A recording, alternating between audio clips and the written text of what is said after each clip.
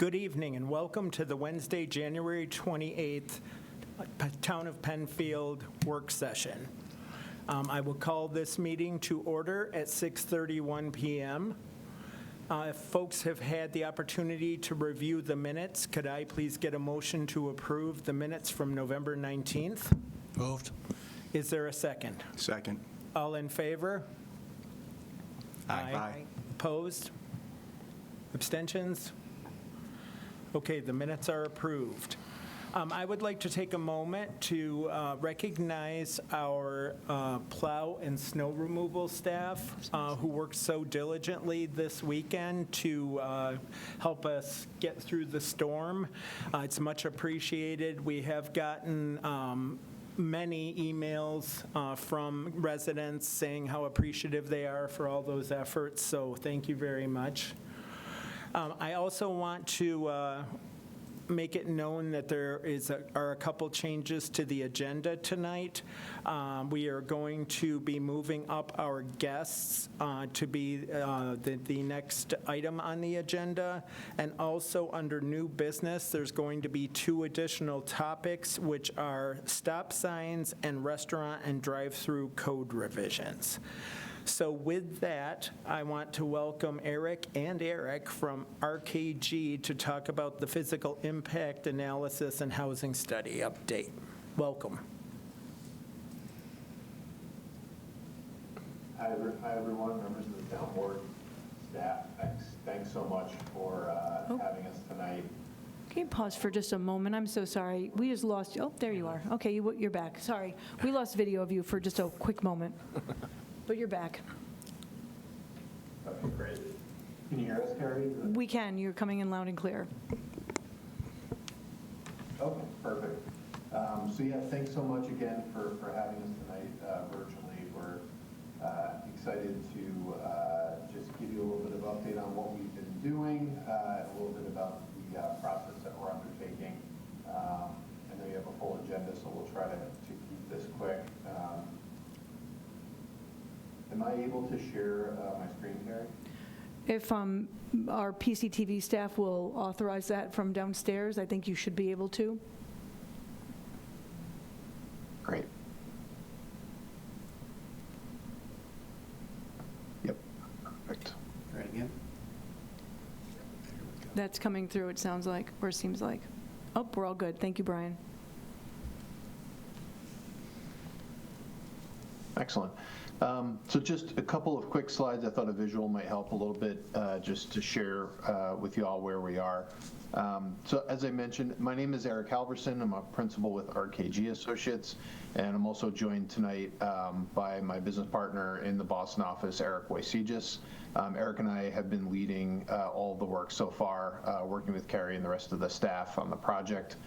We also have our staff member not here tonight, but working in the background, Allison Christensen, who's been helping us with all the housing analyses.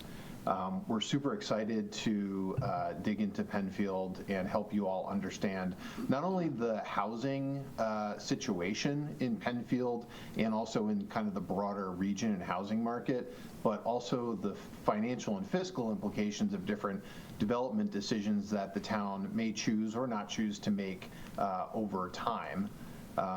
Our process that we're under is sort of broken down into a couple of different steps.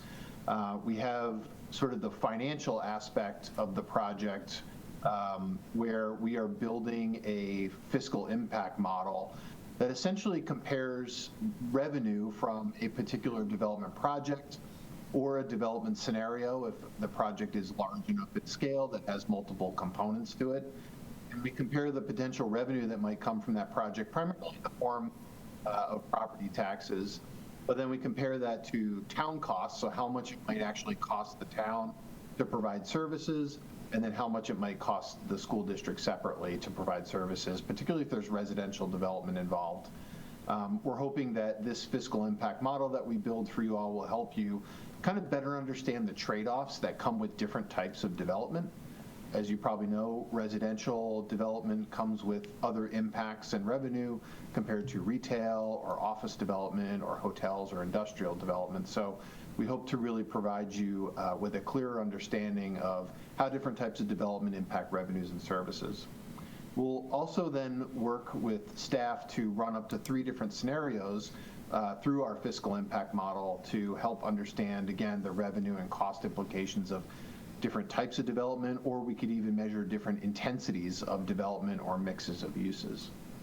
On the other side of the project, which we've been working steadily on, is the housing market analysis, which the goal of that side is to really, as I mentioned, analyze Penfield's housing market, really help the town get a firm understanding of the demographic and the household and the housing trends, sort of how have they been changing over time, where does the town and the region sort of currently stand from a housing perspective, and how might we anticipate housing to change and housing demand and supply to change over time for both residents who live here today, those who may want to live here in the future, and also from a development perspective, what sort of housing trends are out there and what might we anticipate developers to either want to undertake in Penfield, whether the current zoning or policies allow it, or if policies are changed in the future.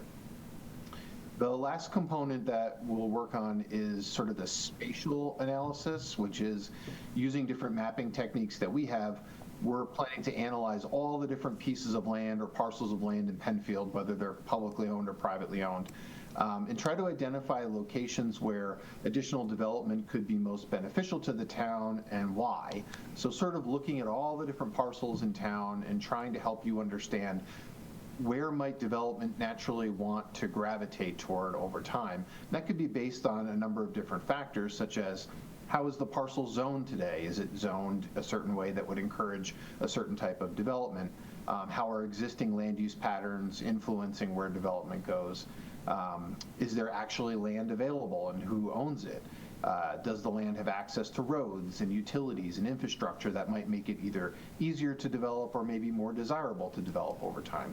So we'll do that for all the different parcels and sort of give them a score based on all these different factors and try to point to, well, if you're thinking about accommodating development in the future, this might be an area you might want to think about.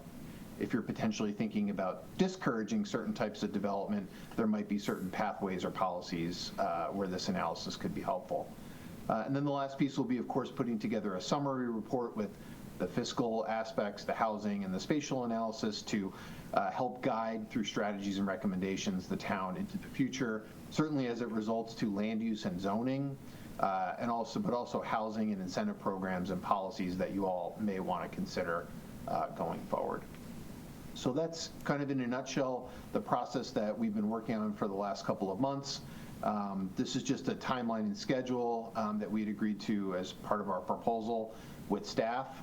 As you can see, we're sort of, we're toward the end of January, so we're almost wrapped up with the housing market analysis and with the whole fiscal impact model, and we'll be starting shortly some of those working with the town staff to identify the development scenarios and also working on the spatial analysis. So just to leave you with a couple of key questions that we think this analysis will help you answer, both from your request for proposals and also discussions with staff. A couple of things we hope to leave you with, what's really driving the housing market in Penfield and the surrounding region? How can you use our work to sort of understand that housing market? What types of housing are most in need? So is it more owner-occupied single family? Is it a diversity of housing types from larger units to smaller units? Is it more of a balance between ownership and rental? At what price points are people looking for housing in the market? As I mentioned before, what are the best places or most desirable places for housing or other types of development in the future? And do you have infrastructure and services and regulations that would either support that or not, or maybe not support that? And then lastly, are there different types of developments that are either more or less financially advantageous for Penfield if you're thinking about encouraging or discouraging certain types of development, sort of with that financial or fiscal lens? And then, of course, leaving you with a set of strategies, policies, regulations that would promote the most desirable development in town. So those are the questions that we hope to answer by the end of this. And I'm happy to take any questions or comments, or if there's anything that we should be considering that we haven't mentioned, we'd love to hear that from y'all. I was going to say, I just want to share with the board that their analysis also does include stakeholder conversations. So RKG provided the town sort of with their requests for suppliers of data, like on a personal note. So we've reached out and provided the contact. So, representatives of nonprofit housing, for-profit housing, realtors for both commercial and residential, like they asked for certain categories. So we identified folks that would fit in those categories. And today we sent the email out asking for folks to participate in the stakeholder discussions. And those will be things that happen between their team and each individual. Because of the nature of development, everything's pretty proprietary. They don't like to sit in a big group and talk about what works for them and what doesn't. And also like market conditions, and so those will be one-on-one confidential conversations just to help provide some on-the-ground information. That's good. That's specific to our area. That's great. Yeah. So that was one thing that I thought would be important for the board to know. I have one question. My name is Linda Teglash. I'm one of the council members. Thank you for this. On your spatial analysis, could you provide a little bit more detail on the things you look for as far as infrastructure? What exactly does that include? What are you looking at? Yeah, I mean, a couple of the things that we typically look for would be something like, does it have good access onto, a roadway that would be able to handle, whatever the traffic volume might be. We would look for, is there connections to water and sewer, particularly for if you're considering a larger scale of development. Often it's difficult to service those kinds of developments through, septic or sometimes a costly package treatment plant. So looking for water and sewer access would certainly be important. Okay, thank you. Hi there, Bill Lang, another member of the town board. Thanks for everything you've done so far. A question I would have in your analysis, are you going to look at any zoning change recommendations as to what might be most conducive in your study, or is it going to just strictly look at current zoning conditions?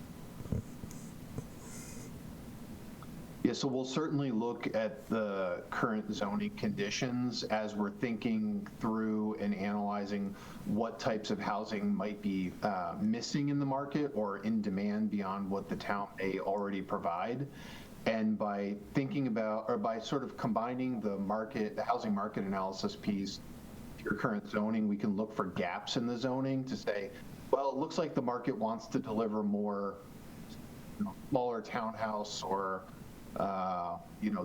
duplex, triplex units, kind of the classic, what we call missing middle housing. Oftentimes, zoning ordinances at town and city levels don't really allow that kind of housing anymore. It's sort of zoned out. So that might be a good example of where we might come back to you and say, hey, if this kind of housing is interesting to the town or something you want to encourage, you might want to think about changing your zoning codes in this way or that. If I could just add a little to that, I think another key point back to the spatial analysis where I think this is a nice sort of bridge is, since we're going to be looking at these across all of the parcels in town, one of those inputs outside of something like infrastructure or physical characteristics of a site is that sort of regulatory layer, which is zoning. So as we sort of identify and prioritize parcels from a housing perspective based on infrastructure, physical characteristics, as well as market conditions, that overlay of regulatory will also help to pinpoint, okay, this certain zone, these parcels are of this size and they're good for housing, but it doesn't match with the zoning if that's what you want. And so then that's how we can sort of draw the breadcrumbs leading to what that sort of change could look like. Perfect, thanks for that. I don't know if this is for staff or if this is for them, but one of the stakeholders that we have reached out to, is it RGRTA and access to public transportation, or is that something that you're going to be looking at with your spatial analysis? I think that would be one of the inputs for spatial analysis. The contexts were focused on either developers and or realtors and the like, and across market rate, low, and then nonprofit as well. Okay, so RGE And- wouldn't fall under that, but They- they would fall under infrastructure. Yeah, and they, I think that would be more of a spatial, that would be one of the inputs as part of just the analysis, correct? Or it could be, Yeah, we've done that in other places yeah. where we would take a certain radius around, let's say, a bus line, for example, and capture the parcels that are within a certain radius of an existing bus line or even a future line, and say these parcels, are currently served or could be served in the future, and we could bump up the score of that parcel. That's a good question, I like that. That's good, thank you.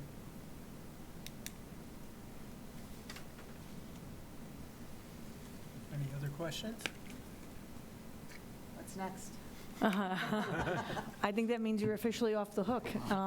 And we appreciate So the. what's next? When Oh, will what's they go next? Oh, I'm sorry, I'm sorry, I thought you meant on the agenda. I looked at the timeline I'm that you sorry. put up, but I didn't read it quick enough. So what is next for us? When will you provide us our next update, or what can we expect? What can we expect?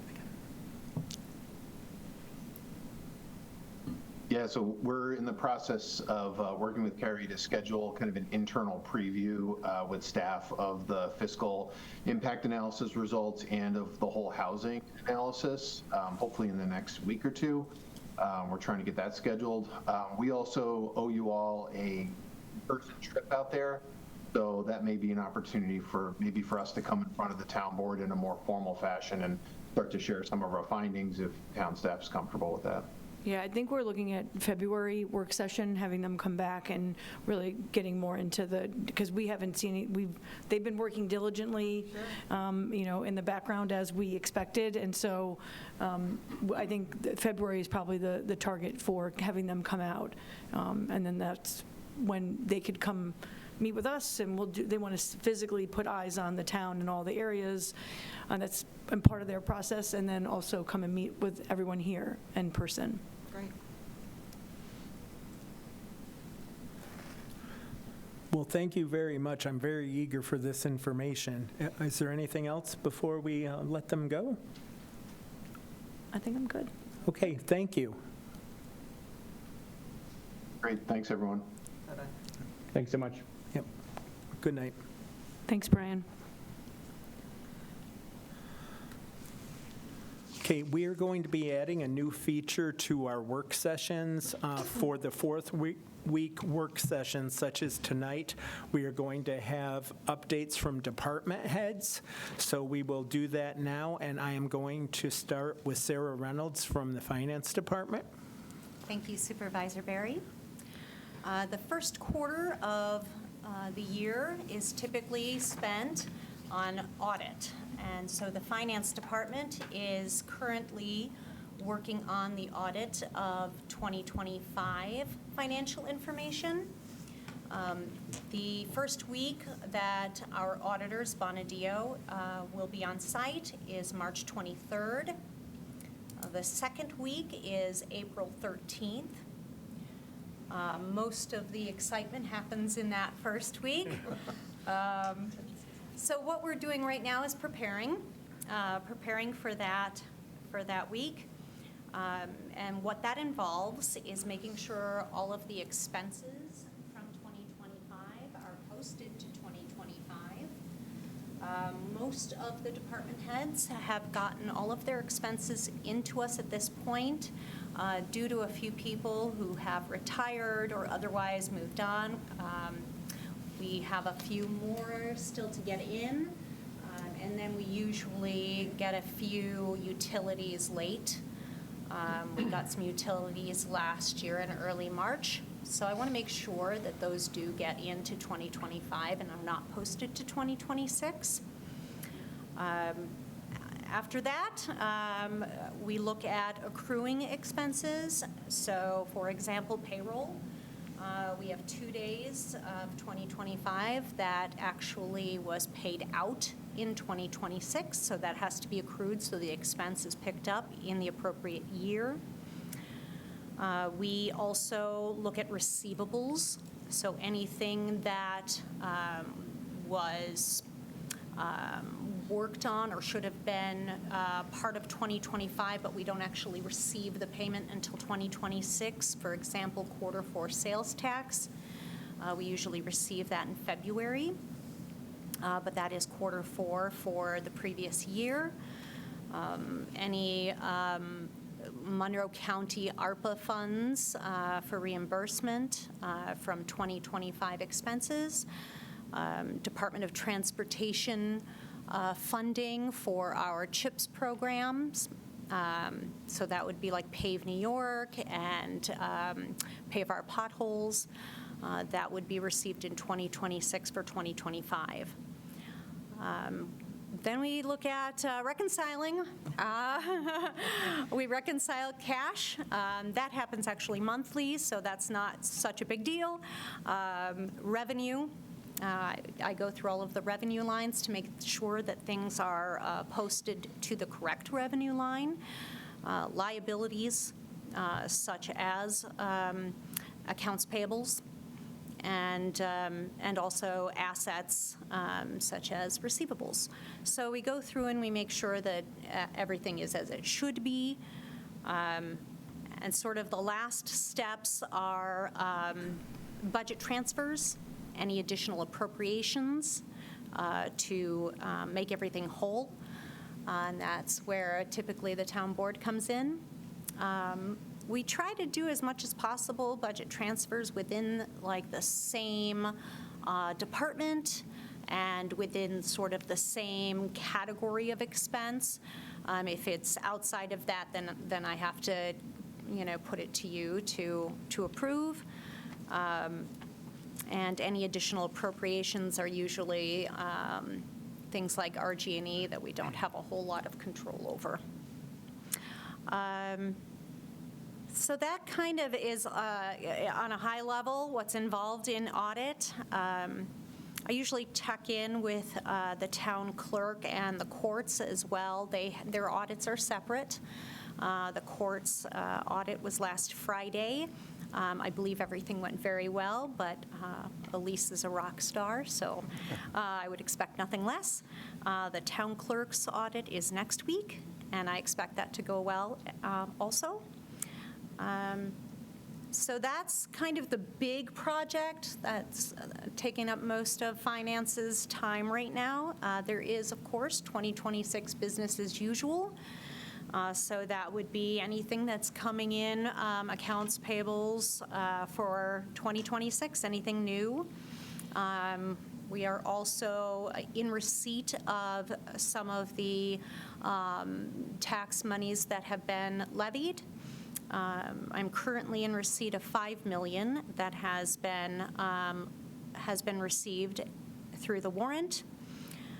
And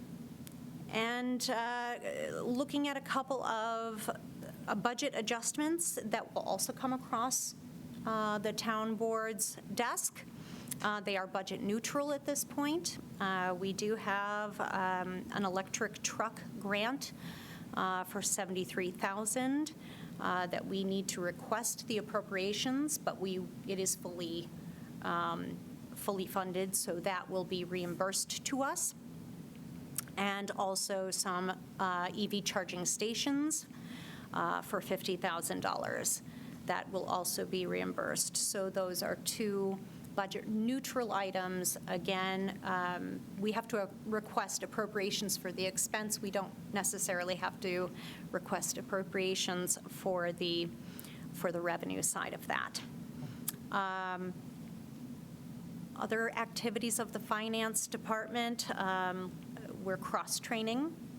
I think it's really important that if someone is out, there is someone else that knows how to do their job. We are implementing ACH origination, and that is a cost-effective and more secure way to take care of our payables. So that's another thing that we're working on slowly, but we'll get there. And then as far as anything that, that I would bring to the board this year, I'm expecting to write an RFP for your review for auditing services. New York State Office of the State Comptroller recommends that this is done every 5 years. We're overdue, so I would like to do that. And we have also budgeted for and would like to do an RFP for accounting software to replace Logix. Logix is, it's pretty old and is not terribly efficient.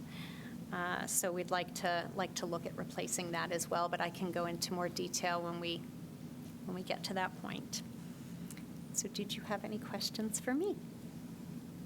That's fantastic. Thank you. Good update. Okay, Thank you very much, Sarah. you're very welcome. Alan, would you like to go next?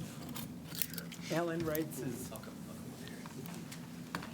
oversees a number of programs here, so I'll let you kind of talk about the different things that you do. Yeah, so I'm in charge of the building, zoning, and fire marshal's office, which includes code enforcement as well. So I'll just kind of go down our list that we were given to kind of follow. Basically, for our updates for the department and key activities, this is the time of year where we close out permits. It's been hard because it's been actually really busy. And so we're steadily getting through those, but also having some projects that we don't normally see during this time of the year due to the weather. So we're getting through them, though. We have a good crew upstairs. We are getting ready to, I've submitted for training this year for our 24 hours of mandatory training, which is a requirement for any code enforcement official. So we'll all be doing that. There's 4 of us that will be going to a training that's offered by Finger Lakes Building Officials Association. That is a 3-day training. We'll get our 24 hours and be done for the year. I'll have the Fire Marshals Association training for 2 individuals in my department, and then that'll take care of everybody for training. Another kind of exciting thing that we're doing is we were approved for some new software. It's called GovWell. And we're getting through that as well. We had a kickoff meeting in the beginning of January. We've already pretty much went live with the code enforcement side of things. We're still tweaking a little bit, but that is technically live. And we are almost through with the fire safety inspection side of things.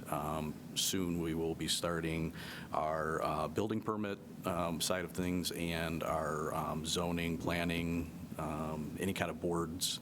We'll have a module that we'll be using and constructing together with the engineering planning department and developmental services department. Moving on to project and updates, like I said, we're extremely busy upstairs for this time of the year. A lot of things are happening on Empire Boulevard. Some of the things I won't go into because they kind of cross in between with some other departments, so I'll let them take care of those, such as our comfort station that'll be built soon, hopefully. But, we have the 7 Brew Coffee Company who will be starting to build probably in the next month or so, as soon as they have their meeting with us, our pre-construction meeting. They do need to demo the building there on Empire Boulevard. We have a couple other major commercial projects over on Fairport 9 Mile Line. Chick-fil-A, of course, was approved, so they do have their plans in, and they're pretty much reviewed, and we'll be soon ready to issue as soon as we figure everything else out with planning and engineering. So, as far as staff openings, if applicable, I just wanted to mention that we do have one staff opening that will be coming up probably in May. One of our clerks will be retiring, so we'll be looking to replace her. So that hopefully we can get started with the HR department to send out some letters to the list that's on civil service, and hopefully we get some interest in that.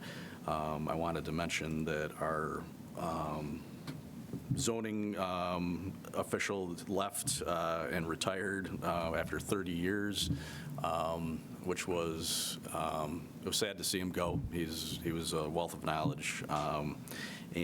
But we have somebody that has stepped into his role. Shannon Schumann has graciously taken on the role of the zoning board liaison and will be the new building and zoning administrator.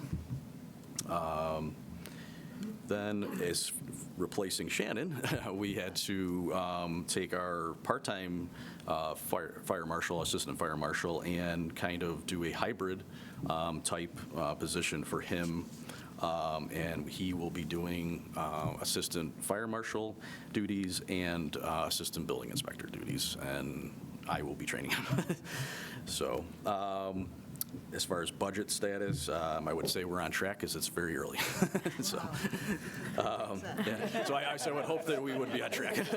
So you're off the rails now. Yeah, right. That would be good. And then any ideas, issues, or board actions needed? The only thing I wanted to really bring up was we will be soon putting in a resolution for the maintenance of our properties like we do every year. So hopefully within the next month or so, I'll be putting that in for resolution. So, any questions? Just a couple. Sure. One, sorry to see Andy go. I know Yes. 30 years is a long time. Yeah. I know he was maybe counting down the days, but learned a lot from him. He's definitely an excellent player, certainly one we'll miss. With GovWell, do you have just, I know it's fluid, obviously, but a ballpark on when you think it'll be fully all departments operational? Well, our representative is a go-getter, so she. I think we're holding her up. Yeah, she wants this thing rolled out as fast as possible, as do I, because it is a lot of work. But she feels that probably by the middle of April, we will have everything rolled out. So Everybody up and. fingers crossed, and so. Right. And then with property maintenance, do we have a contract with somebody to perform that? I assume that's grass cutting and, Yes, so right now we do have a company that we have hired for a three-year term, or three-year contract. Basically, that contract will be done at the end of this year. So I'll be looking to also put an RFP out for another, hopefully, three-year contract with another company. So. Any other questions for Alan? Right, thank you, Alan. Thank you. Very good, thank you. Right. So Carrie, now I'll turn it over to you for developmental services. Thank you. So share some recent activities or key activities. Continue to work with Penfield Business Chamber or coordinate with them on activities. We had 2 ribbon cuttings this past month, one at Get Tied Up in Baytown Plaza, another at Mamita's Mexican Cuisine over on Penfield Road in Four Corners. Both are doing really well, and can't wait to enjoy the food at both places. And I'd say also Baytown was a busy location this past year. Lots of new tenants and a couple of more perhaps on the horizon. And so that's been exciting to watch their investment pay off and lots of development happening over there. I'm working with Steve Schicker from the Animal Control Office on a grant to Ag and Markets that's due Friday, but I'm off on Friday, so it's due tomorrow. So that's been, we're closing the gap on all the information that's needed. That's to fund the required modifications to the original design of the DPW facility. That animal control and kennel containment portion of the building has to meet regulations that took effect in December of 2025. And that's later on our agenda. It is later, so I'll stop talking about that once we don't. Yes, Alfie's Clark House project and Lodge project continues to move really in a very good way, on schedule. Obviously there's, issues, questions that arise along the way, but all the players, there's 5 prime contracts, and the construction administrator and everybody's just working very well together. It's been going very well. Mike O'Connor from Engineering Department, Shannon Schuman from Building and Zoning, and I call ourselves the Three Musketeers. We go to all the progress meetings and don't make a decision without all three of us agreeing it's a good idea. And usually it's about like a doorknob. It's not anything massive. But that's going along well. I will note that I think I communicated this to the town board via email, but the addresses of that property and the address of the recreation area to the north has officially changed to Whalen Road addresses. And so 1960 Clark Road used to be the address to Clark, the Alpheus Clark House, but there's no entrance from Clark Road anymore. That's going to be shut off. And GPS will take you to the backside on Clark Road. So and we knew that from all of our vendors and the contractors and deliveries. So the only point of access is from Whalen Road. Same is true for the north end. That address was 2701 Atlantic Avenue. You do not want somebody stopping at Atlantic Avenue trying to find the pickleball courts, which is the only thing people are probably Googling to find is the pickleball courts. So we changed that to a Whalen Road address as well. It makes it a lot easier for people who are using GPS to navigate.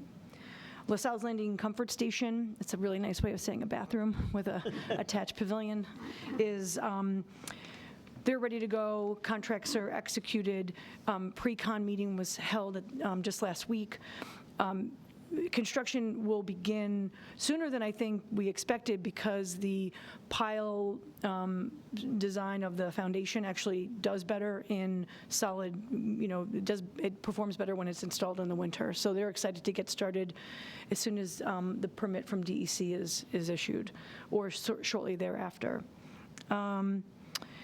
Fiscal impact analysis, nothing to say here because they just made a presentation, so we're continuing to work on that project.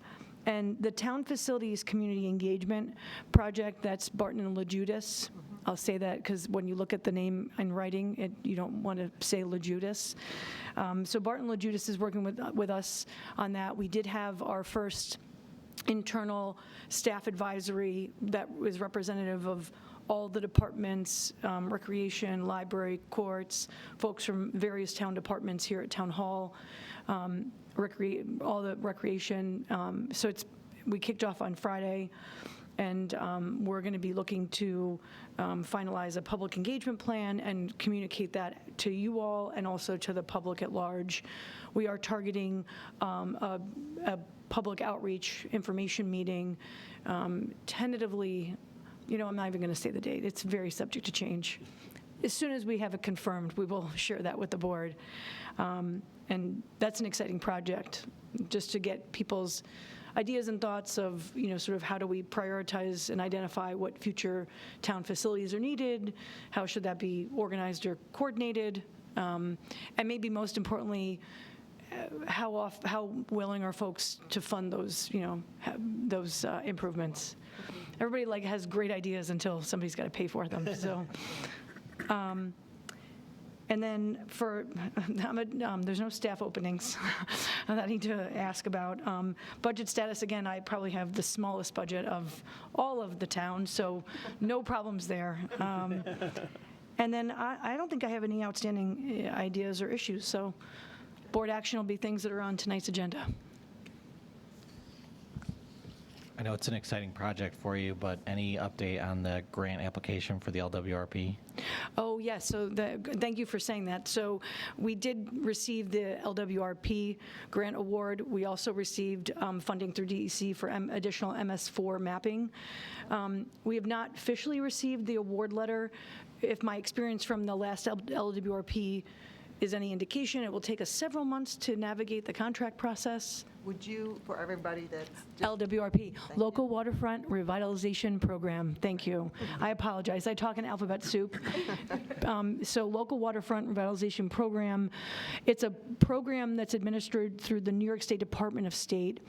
It's part of their coastal regulatory process, and by us participating in this program, we have to develop a plan document, and we submitted the grant because our most current LWRP document from 2015, even though no policy changes are really anticipated, it's in a previous format that was allowed to be approved at that time, where it was a 13 policy, a 15 policy, some small number of policies. And the state has determined that that is no longer compliant with the standards, and so we have to bring it back to the 44 policy format. And it's really just a matter of taking all the information and sort of finding the spot that it goes in. But staff doesn't have the means or the wherewithal, their bandwidth to take that project on, so hiring a consultant will be a much needed thing. And because you're adopting an updated LWRP, even if policy changes aren't really widespread or there's only minor changes, we still have to go through the whole process, public hearing, community engagement. There's legal sort of processes we need to follow. So it'll be a good project, and we'll be happy when it's done. Bill's nodding because he's going through it himself somewhere else. Do you know when, with the Clark House, when we'll be able to see it? And what is their ETA right now? Do they have? Okay, I'm afraid. So Okay, don't jinx us with that. I'll Okay, say let me this. back up. We are targeting a town board tour before one of your March work sessions, so that you get to see it. And it's coming. I'm going to say this, and I don't think I'm going to be wrong about it. Town of Penfield is going to have the nicest lodge in all of Monroe County and perhaps Finger Lakes region as a municipality. I'm just going to say that, and I'll stand by it. I am setting the bar high. All right. So I would say my hope is to be coming, we'll be coming to you in April or May to talk about how to talk about the facility and to discuss fee schedule, because we will have to add that to the fee schedule for lodge rental. Right. So hopefully we'll be having that conversation maybe April or May, and opening sometime in the summer. I'm afraid to say that I've already I gotten know. phone calls for people asking to reserve it. I understand. I believe it. Let's get anything we want. Speaking of the Clark House, if I may, how do you go about changing an address officially? Is there a process? There is. There's a 911, there's a form that gets filled out, and it's navigated through, is it through the post, is it the postmaster? There's an application form, and then there's a full notification. There's a list of agencies that have to get that notification once it's been approved. Yeah. So that everybody knows. Right. And then you had mentioned GPS. How does that, do you know how that gets picked up, or was that just an aside? Well, I think once you put once GPS is fairly, like if I put in any magic number on a main road that's close to a number. Yeah. And so say this is, 31 Atlantic. If I put, 3130 Atlantic, it'll kind of find it. Yeah. Even if it's not an actual address, it'll Yeah. just plant you somewhere in a field. So same idea, but now because it's a legal address, but GPS would have found it regardless. Yeah. But now it'll be referred to on the tax mapping and the real property data that Monroe County maintains. Okay. Thank you. Yeah, you're welcome. Thank you, Carrie. Thanks. Mark, would you like to speak to planning and engineering now? Sure. So we've also got a couple of studies that are kicking off or getting started. So our climate action plan, we've been talking about that for some time at the Energy Advisory Committee, as well as the town board. That kicks off next week. So Sarah Waterman and Matt Prinzing are our two staff liaisons that'll be championing that along with our consultant. So much more to follow and updates for the board. We have our active transportation plan. Kevin said in the discussion last week with the Transportation Committee. We have a scheduled meeting coming up in February for more public input on that. They'll share, some of their recommendations. We're also meeting with county and state DOT, so to make sure any of the recommendations that come out of this plan aren't something that they're opposed to. So we want to make sure we get their input as well on those documents. And then they'll be back before this committee to share, or this board to share their findings as we get closer to the end, and then we'll schedule a public hearing. Some more process to come this spring, but we'll be rolling that out. Excited to say that tomorrow night, some of us will be going to the American Public Works Association. We did receive an award for the best structure for the Channing-Philbrook Park pedestrian bridge. So it's great to say that that project was very successful and obviously is recognized for an award. So Kevin, Bill, and I were, thanks to our consultant and our contractors with that, had a great team on that, and they did a great job. But if anybody here or home hasn't been on it, please walk it. It's a great addition, much safer, more accessible from what it replaced before. It's a world of improvement. So hopefully our community gets out and enjoys that and helps with our trails. We're already thinking about sidewalks for 2026. So we will start talking and schedule with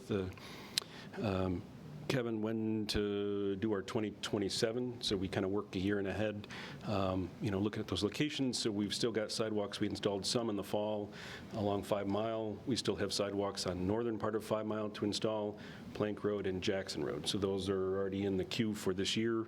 So you may see some trees. We've got some trees still to remove ahead of those. We've been talking to the homeowners. We're finalizing, any final easements on that, and we'll be, kicking off with them when the weather breaks. So see new sidewalks coming. We'll then typically schedule a public input session for the community to come back out, share their thoughts on future sidewalk locations. I think we'll see the timing of when the active transportation project ends, see the recommendations that come out of that. That might be a good time to kind of have both of those and see what trail recommendations come out, what, multi-use spots, as well as, sidewalk considerations. I think might be a good time to have both of those together. I think I've shared, but the Ready project is complete as we're talking about the LaSalle's Landing comfort station. We completed improvements to the pump station next door, so that was in a floodplain. That is up and out of the floodplain. We've received our financing or our funding back for that, so the project is done, completed. We were able through that project, 1, to get it out of the floodplain, and 2, to add a generator backup to that, so adding some redundancy to our pump stations through the town. As Carrie had shared, we did get some additional funding for the stormwater mapping. No, I was going to just share that we are mapping in general. So John sat in on a meeting with the ECC. I shared a lot about what our stormwater program is and what it is through the DEC and the EPA. One of the requirements for all communities is we've got to map all of our storm infrastructure within the next 5 years. So we do have a survey crew out actively doing that now. This board has allocated monies towards that in the past. Obviously, the grant funding helps, cut those costs down or get that done faster. So at the same time we're mapping the storm, we're mapping our sanitary. It only kind of makes sense the grant will only pay for the storm portion of it, but it only makes sense to map all of it. But then now we've got survey, grade, rim, invert. They're also getting, materials, condition of pipe, condition of structure. So we'll create, a work order for, DPW to look at, any repairs that are needed. Same time, we can do, future analysis of, flow studies on capacity for sanitary and storms. So as, again, with the fiscal analysis, we look at areas for development. Infrastructure is going to be a big part of that. So as we want to see, can the sanitary handle it?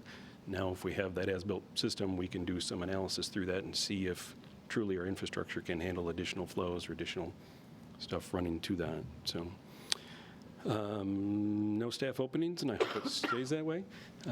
Happy with where we're at and who we have. As others, our budget's on track 3 weeks into the year, so no issues or concerns there. And I don't think any other board issues or actions, or they're incorporated into the rest of the work session discussions tonight for the board. Any questions? Yeah, just a quick one. Sidewalk work, is that performed by the town or performed by a contractor? By a contractor. So the installation, sometimes we do the design, sometimes we outsource it. This year we outsourced it, but the construction is done by a third party or a separate contractor for that. You had put on the Willow Pond drainage project was completed. Those sulfur smells, we won't know until spring. Those don't typically come up. I had a gentleman stop in yesterday. He wasn't happy. I don't know why. I'm thinking the heavy air from the cold weather is just kind of holding the smells down. So I'll be honest, he was in Right. yesterday, but until spring drainage, snow melt happens, it's kind of going to be hard to tell. To tell, okay. But I think with the heavy air, Carrie is a neighbor in that area. I back to that's it. right, yeah, you're So those Chuck will let cold me know mornings if and the everything smell is else, bothering him. the sulfur, does kind of sit a little heavier, so I think, Okay. that may have been the cause of it. But once Okay. spring comes, we were limited by what we could do. It was designated wetland in the area Right. that we had to work in. Right. So it was a partnership with the town of Barrington, so we had a limited scale of what work we could do. We couldn't, drain everything. So, we'll see when spring comes and how it works, and if there's other actions we need to take, we'll investigate. Okay, good, thank you. Yeah. Thank you, Mark. Andy, you want to come up? Andrew Orkvitz will now fill us in on recreation. All right, thank you. So we are currently in our winter-spring 2026 season, which runs all the way from January to May. And that brochure came out late November with registration starting in mid-December. Enrollments were pretty similar to 2025, revenue coming in pretty consistent with 2025, so all good things. A part of our winter-spring brochure is our very, very popular summer camp program. And that for registration for the last, we started it last year. We moved it to March to start kind of letting some of our staff that over the fall and winter seasons, as we're asking and begging them to come back, and hopefully be able to hire more staff to add as much enrollment as possible, as we've seen wait lists for many, many years and trying to meet the community needs. So last year we had some technical difficulties, but we're working on some of those. But registration begins March 4th at 10 a.m., and it's for Penfield residents only. We've moved to Penfield residents, I think, for the last 5 years, just based on the wait list enrollments that we had. We wanted to make sure that we were meeting the community needs, and we still have wait lists. So we're trying to expand with staffing, trying to find more facility space, anywhere we can, working with the school district, who's great. That gives us Scribner Elementary School. We're really just trying to do our best to meet those community needs. But part of that summer camp registration, we have been working with our IT and with finance to better our technology when it comes to our registration, as our servers were overloaded last year with summer camp registration and actually slowed down to a halt, eventually stopped, just didn't have enough processing speed. So that's kind of been our main focus with our registration software, to make sure that we have the processing speeds. And very thankful, as Sarah's over there from finance and from IT, that we've made some moves recently to have our servers hosted by Vermont Systems, who's the company that actually created our recreation software. So we concluded that today. Our servers were down for the last 2 days, so thank you to all the people in the community that waited patiently to reserve their facilities and register for their programs. But it was a success, so that started back up. The system's up and running right now and available online. And then with that system update, we are updating all of our credit card processing and bringing it more into our recreation software. We used to use a kind of a middle gateway credit card processor, where our system would take in the registration, then send it to the gateway processor for credit cards, would talk to the bank. All of that processing really slowed down everything that we do, which helped overload the system during summer camp registration. So we kind of learned this as a first-time thing last year. So we've updated, and again, Sarah, thank you so much from the finance side of coming into all those meetings. And I really think from a customer service standpoint, internally for staff, but also externally for the customer, we're going to see really good things, fingers crossed, for March 4th. We are preparing. We've heard all the feedback over the last year, so looking forward to that. For events upcoming, we've got a family Valentine's dance event at the Penfield Community Center on Friday, February 13th. This is the second year we've done this. We used to do an outdoor sledding event, and I always felt bad for DPW that for at least one day, we really hoped for a lot of snow. And of course, I know I don't want to bring that stuff up now. But we decided to move it indoors, and we had a successful event last year, so we're hoping to grow that. So it's free for the public. They can come on out. There'll be dancing. There's activities, arts and crafts, maybe some hairstyling from a local company, picture, stuff like that. So bring your whole family out. It's for all ages, free event at the community center on the 13th from 5 to 7 p.m. Talking about summer camp, we're also starting to plan from a recreation staff standpoint our summer 2026 brochure, which covers June to August 2026. So really, I know a lot of people are moving ahead. We're looking at sidewalks 2 years out, but we're far in advance checking out for summer programs. We usually get a lot of new program ideas right as the brochure comes out. So please send in those ideas for summer, anything between June and August. You can even look to next year as well. Send in those submissions. When we look at new programs to come in, usually our biggest thing is, can you hold your program at your facility? Or do you have your own facility? We're really tight with our space and our scheduling at the community center with our 4 rooms and our gymnasium. So really, if anyone's listening to this for new programs, please send it to the Recreation Department. We'll always try and fit you in, but definitely looking for any place that we can hold recreation programs for the community. Looking at some projects, the Shadow Pines Southside Shared Use Trails project, the RFP were due from firms last Friday on the 23rd. We received multiple RFPs. We're going to work with town staff to review and then potentially come to a work session to discuss that with the board. This project is really looking and is a culmination of our Parks and Rec master plan that we updated back in 2024. It's really looking at connecting the south side of Shadow Pines now that the Clerk House, the pickleball projects, disc golf went into the north side. What can we do with that original Shadow Pines plan? We looked at the small section that was intended for mountain biking and really just looked at it as a potential opportunity to connect the sidewalk on Wayland Road and give really good access along Wayland without actually having to be close to the road. So we're excited for kind of those next steps. We'll bring it to the board. A lot of good community feedback from the Parks and Rec master plan went into that project, so excited to see that potentially move forward. And I cannot thank Carrie and Mark enough for all their help with the RFP. They didn't tell me to stop emailing them and calling, so I really appreciate that. Along with the community facility improvement project as well that's coming up. I know it was previously mentioned, but we're really excited that was part of our Parks and Rec master plan, as well as an update working with really looking at digging into potentially a new rec center.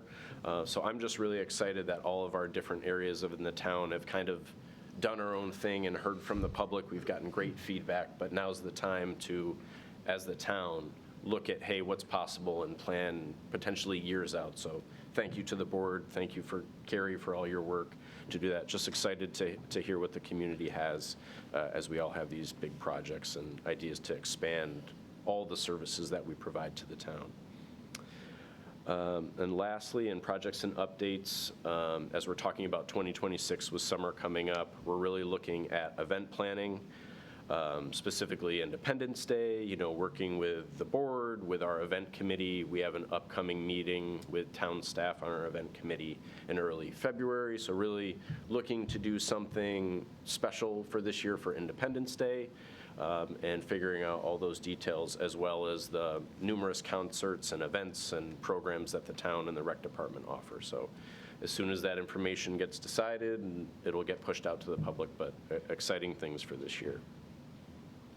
For staff openings, I mentioned summer camp before. If you are a summer camp counselor or a director, apply as early as possible so we can get those enrollment numbers up. We are happy with the numbers that we've received so far for staffing, so we are planning to have the exact numbers that we had at registration last year, which was, I think, 190 at our community center, 200 at the Scribner site location, And then we're hopefully adding a Harris Whalen Lodge. We've been trying to do that for the last 3 years, but hoping now that we've got a lot of returning staff that we can fold that over into another lodge to add potentially 50. So that's, if my Penfield High School math is correct, it's right around Don't blame the high 240, school. 240, 250. So a lot of kids hoping to meet those needs, all good stuff. So please, summer camp staff, if you're out there, please apply. We do a Monroe County day camp permit. So there are ages that go along with that permit. The youngest we can have are CITs, which are anywhere between 14 and 16-year-olds. Those are counselors in training that we can't have, work alone with kids, but basically in training is help staff with some of those duties. So at 16 years old, they're able to kind of work on their own, and that's been a priority because we've needed enrollments. So we've kind of halted the CIT program over the last couple of years because we just needed people to get as many kids into the program as possible. So we're starting up our CIT again with hopes that kind of pushes more staffing throughout the next couple of years. Some more staff that we need, this is year-round, is aquatic staff for all of our swim programs over at our community pool located at the high school. That's year-round. We do things during the evening hours during the week, and then also on Saturday afternoons for swim lessons. And then in the summer, that transitions Monday through Friday from 8 a.m. to 12 p.m. So you can always apply. We offer water safety instructor programs to learn how to do that. We offer lifeguarding classes. So if you're interested in any of those things, register through Penfield Rec. You'll get hopefully trained and passed all your things, and then potentially there's an open job for you to apply to. So please come out and do that. Lastly, for staffing, Pam Gerace, who was our full-time senior recreation supervisor, her last day working as a full-time staff was January 9th, and she worked for the town for over 35 years and is a staple, certainly in our recreation department and town offerings. And we are lucky to say that she had a 2-week retirement, and she is transitioning to go to a permanent part-time employee, which is 20 hours a week. I like to think it's because she likes the recreation staff so much that she came back, but really it's because she loves what she does and she does a great job.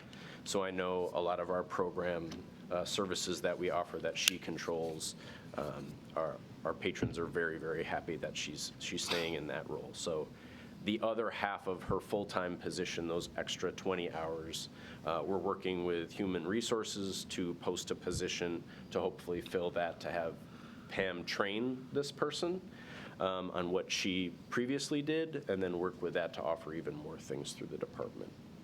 So hopefully that'll be posted with our human resources as soon as possible. We know there's a lot on that plate in that department, but hopefully that'll be in February. Budget status.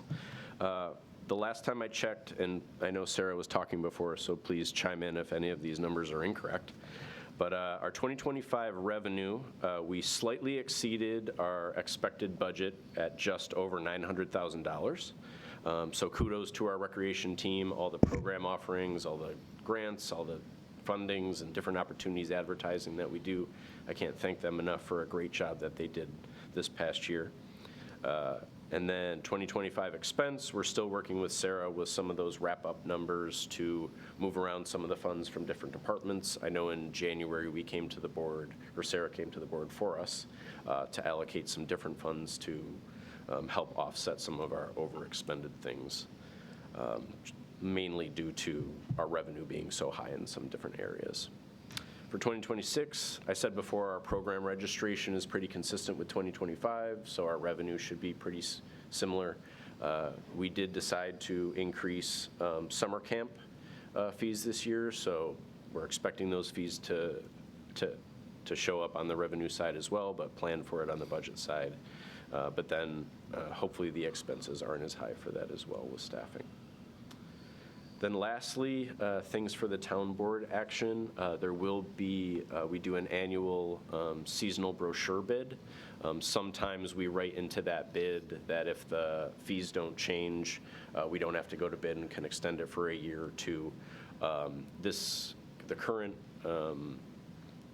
contract we're with, I think this is the second year. And we came back and said, hey, can we renew for 2026? And they said, no, some of the fees went up. So we will be bringing that to the town board to open the bid hopefully in February. Any questions or comments? Andy, can you please explain how mountain biking will fit in at Shadow Pines? Yeah, I think, like I said before, we had a great opportunity with our Parks and Recreation Master Plan of already having that community engagement. That at the time we knew a project looking at mountain biking specifically on the Shadow Pines side of things. How was that going to fit in there? Because if you look at the project from the original plan, from just the Shadow Pines Land Use Advisory Committee, the mountain biking was kind of tucked into the south corner of the property. Now, that's great, it's a great concept, but we kind of looked at it as, how are people going to get to that spot? Then that completely opened up the conversation of, if mountain bikers need to access that, they're going to be riding their bike, they're going to be using trails. Why not make shared use trails kind of part of that whole south side? And it kind of it seemed like it tied into our connectivity piece. That was a big highlight of our Parks and Rec master plan of, we want to get to this, we want to get a high school connected to Shadow Pines, we want to get Bay Trail connected to Rothfuss Park. How do we do that through sidewalks, through trail systems? I can't thank our Penfield Trails Committee staff enough, or volunteers, I should say. They've really taken that charge and looked at different ways that we can connect all throughout the town. But we've talked to places like Victor, the county, who do have shared use trails. Our Trails Committee members have done specific guided hikes within the last year or two, focusing on going to those places that have shared use trails to see, hey, how does this work at these places? Can we bring that to Penfield? So out of all of those discussions, we really think there's a great opportunity. Certainly, we don't have any place in Penfield currently where mountain biking is permitted. So this property just seems like everything tied in together to fit something like this. And I think the biggest piece to this project that we've talked about just conceptually is education. And that was when we talked to Victor, who has Drier Roads, which is miles and miles of shared use trails. They started that and just kind of did it from the town's perspective. And the Parks Department went out there and did their best, years and years ago without really the technology or the safety. I think our approach from the town was we brought in Further Trail Services in the beginning as a professional look at safety. How can we be as safe as possible? How does the terrain down there kind of work with the trail system? And we've heard from the community. We understand walking there, having your dog there. It's very peaceful. It's a wonderful piece of property. I think looking at the mountain and the shared use trails side of it is, we want to keep it the same. We want it to keep it open space, but we want more people to be able to get back into that property. Some of the places that haven't been explored before will now have a safe, well-engineered plan or engineered trail for shared use. And I'd like to think if other places have been able to do shared use without, too many issues or concerns, that education piece really helps get in front of us all working together to bring something that Penfield really doesn't have or has had in the past with mountain biking. Great. Thank you. Sorry if I talked a lot. Excited for the RFP. Other questions for Andy? Fantastic. Thank you. Yeah, thank you. All right, we will move on to Bob Moore from the Department of Public Works. Good evening. Yeah, the DPW group has been very busy. We're budgeted for 9,000 ton of salt. We're at 6,500 ton right now, with another month and a half to go yet. So we are at the same way with our number of hours that the guys have put in. We were at what we were at last year. Again, with another month and a half to go. So you can see the number of hours these guys have been putting in. But they've been doing a great job. They've been cranking it out. I can't say enough about the guys. They've been doing excellent. The sidewalk guys, the doorway guys, making sure the buildings are open and accessible, and the sidewalks are passable for the pedestrians. And the few things we want to talk about, you know, the equipment that we've had, even though the, you know, it's fairly new, we are having breakdowns with the amount of hours these guys are running and that. And that's it's put a little crimp in things. We normally have 18 trucks on the road to plow every road in town with 4 spares on there, and we've have all 4 spares are in use right now. And the lead time on the stuff is what we're getting at. The new, even though they're fairly new, the electronics on these trucks are killing us. So we're doing some changes on some things, trying some different things out, but we'll get through it. Like I said, it's been brutal. The cold weather's just killing everything. With that, the cold weather also it hinders the sewer boys. We can't go out and flush and do that type of work because the truck will freeze up. You know, that's $1 million machine. We don't want to be out there breaking that. But normally them boys are doing, you know, 6,000 to 7,000 linear foot of flushing sanitary every month. This month, we've maybe been out 3 days so far because of the cold. So they're going to be, but they've been doing pump station repairs, keeping that stuff up. They've done a lot with the pump stations. They've in-house been putting in bubblers in these pump stations, especially the ones that have a lot more idle time, where that was a $10,000 item to purchase and have someone put in. They've been able to do it in-house for parts for under 3. So we've been able to do 3 to 1 per se. Can you explain what a bubbler is? So a bubbler that keeps the water agitated in the pump station, so you don't get the grease buildup, and that allows the pumps to empty it out without having issues on that end of it.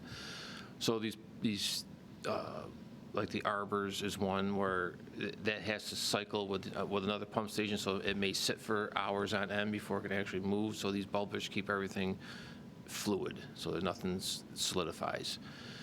Like I said, Bubbling. yeah, it's like a pond sprinkler, so to speak, at inside a pump station, just to keep everything moving. They looked at it and said, we can do these in-house. And the guys, you know, they came and said, can we do it? I'm like, most definitely. You know, if we can save the town a bunch of money and get these things done and keep the repair and the downtime on these pump stations in there. So they've been working on that. Alex has been very good with the budget, making sure he's got the money for it. We had money extra from at the end of the year, so he went out and purchased, I think, 4 more setups to do. So they're working on getting them put together right now, and then they'll start installing them in this cold weather where they can't do much of anything else. Facilities, those boys, they've been doing the light project at the community center. They got the library, I'm gonna say 99% done. There's some hangars that they're gonna do at the very end because it's a little more time consuming to get those done. They're in the courts right now, then they're gonna go into the high bay and the gymnasium, and then a couple other spots there, but they'll be done hopefully probably 3 weeks or so if the weather allows them to keep going on it. See what else we got on that. The new DPW building, that's come along great. We got our temporary C of O for that. A week from, well, actually this coming Monday now, it's the 2nd of February, the furniture is going to get delivered. They say figure about 2 weeks to stage all that, so we're going to try planning for the February work session to invite the town board down to do a walkthrough. Figure at least with the furniture in there will look kind of a little nicer, little nicer than just, you know, painted walls and new carpeting. But that's come along good. The area that's going to be held up on everything is going to be the kennel and the sign shop, because that's the last two on that block that until we can get the that done. But they have a hard date of May 1st to have that completed, with a semi-hard date of September for phase 2 completion, which means our building being knocked down, the new pole barn, new salt barn, new sand barn. So that's going to be some crazy time going down there this summer. So, and then, like I said, the other stuff that the guys are doing, at least on our end of it, is, you know, we have to get our summer work scheduled and lined up. We have the completion of Scribner Road on the books for the summer from Embury to Atlantic. Once we get all of our final numbers in from the revenue, we'll get with Sarah on that and what we had to carry over and all that. We've had a bunch of roads that we've been doing, these catch basins and under drain structures in the roads and gutter replacements and whatnot. And now we've got, I think, 4 roads now that we've pretty much completed everything in them. And now we're going to, you know, do a mill and fill and get them all tidied up so they'll have nice new pavement and all that. Once we know what we have for money, how many of these projects I can get done. But then also planning out for 27 and 28 what we got to have for monies to budget for that. So we got companies coming in and giving us estimates, you know, as of this year, and then we have to kind of pad what it's going to be, and, you know, what year we decide it was going to be 2 years down the road, 3 years down the road, to kind of get the numbers squared around so we can see where we're at.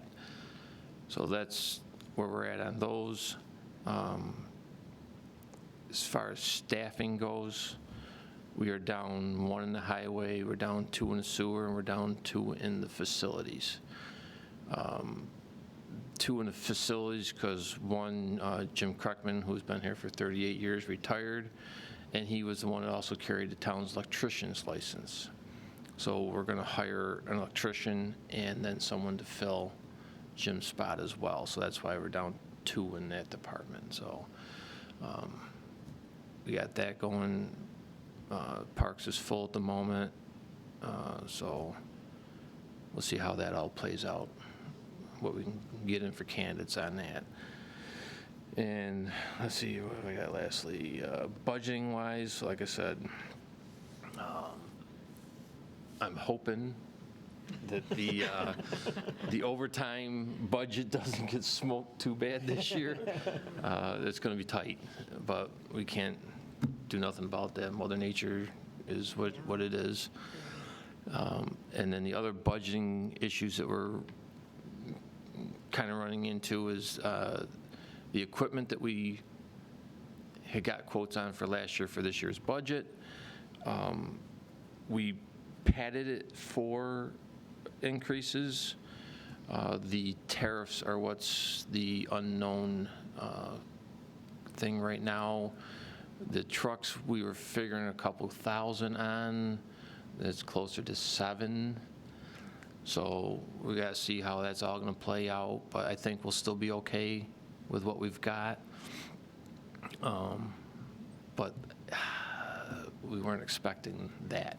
So we'll see how that plays out on that end of it. But like I said, we got, as you'll see for the next session there with the stuff I already have in for resolutions for the legislative meeting next month. So the next, also the step would be the Clerk barn, which we'll be talking later on here. So we'll save that for that discussion on there. And that's about it. I don't think that's about all I got for the report. Questions for Bob? Yeah, you mentioned salt in the beginning. I know there was an intermunicipal conversation today about salt supply. Are you worried at all about what we have and what we have access to? Yes, it's really not so much the salt mine has the salt. The problem we're running into is the trucking. They can't get the trucking here. So I ordered salt last Tuesday, and we've got maybe 150 ton of it, of the 1,500 ton order. They are telling us that we're going to get, well, they said we're going to get 500 ton tomorrow, 500 ton on Friday, and the remainder on Monday. They called back this afternoon and said, no, you're going to get 250 ton on tomorrow and 250 ton on Friday, and that will be how it plays out. Our building is small right now because we're just using a building that we have. It's not it's half the capacity of what we should have. So I can only have maximum 3,000 ton on hand. That doesn't last very long. It's 200 ton per round going out, and we can blow 3 or 4 rounds in a day without a problem.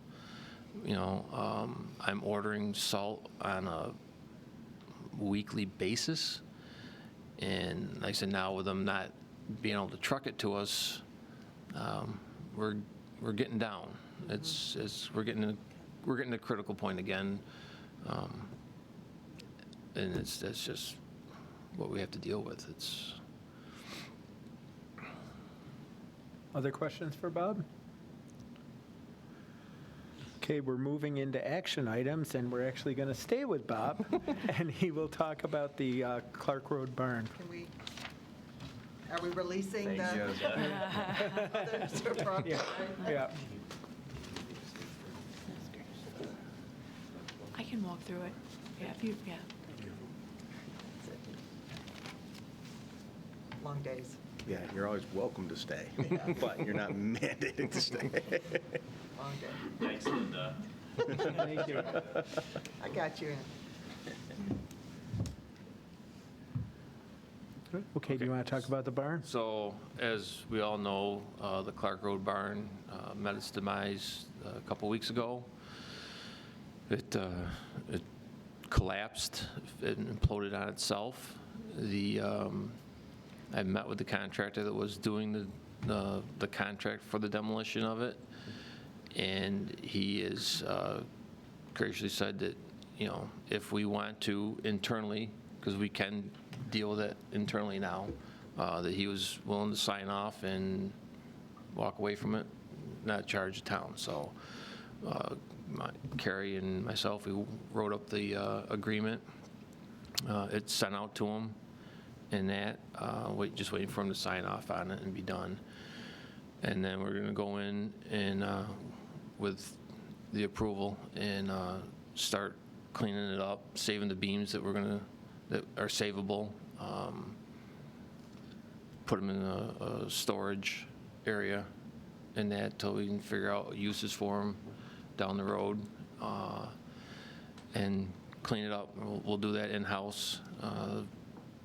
Probably we could start on that anytime. You know, it's just a matter of everybody saying, you know, giving the blessing, and we can start on it. It'd probably take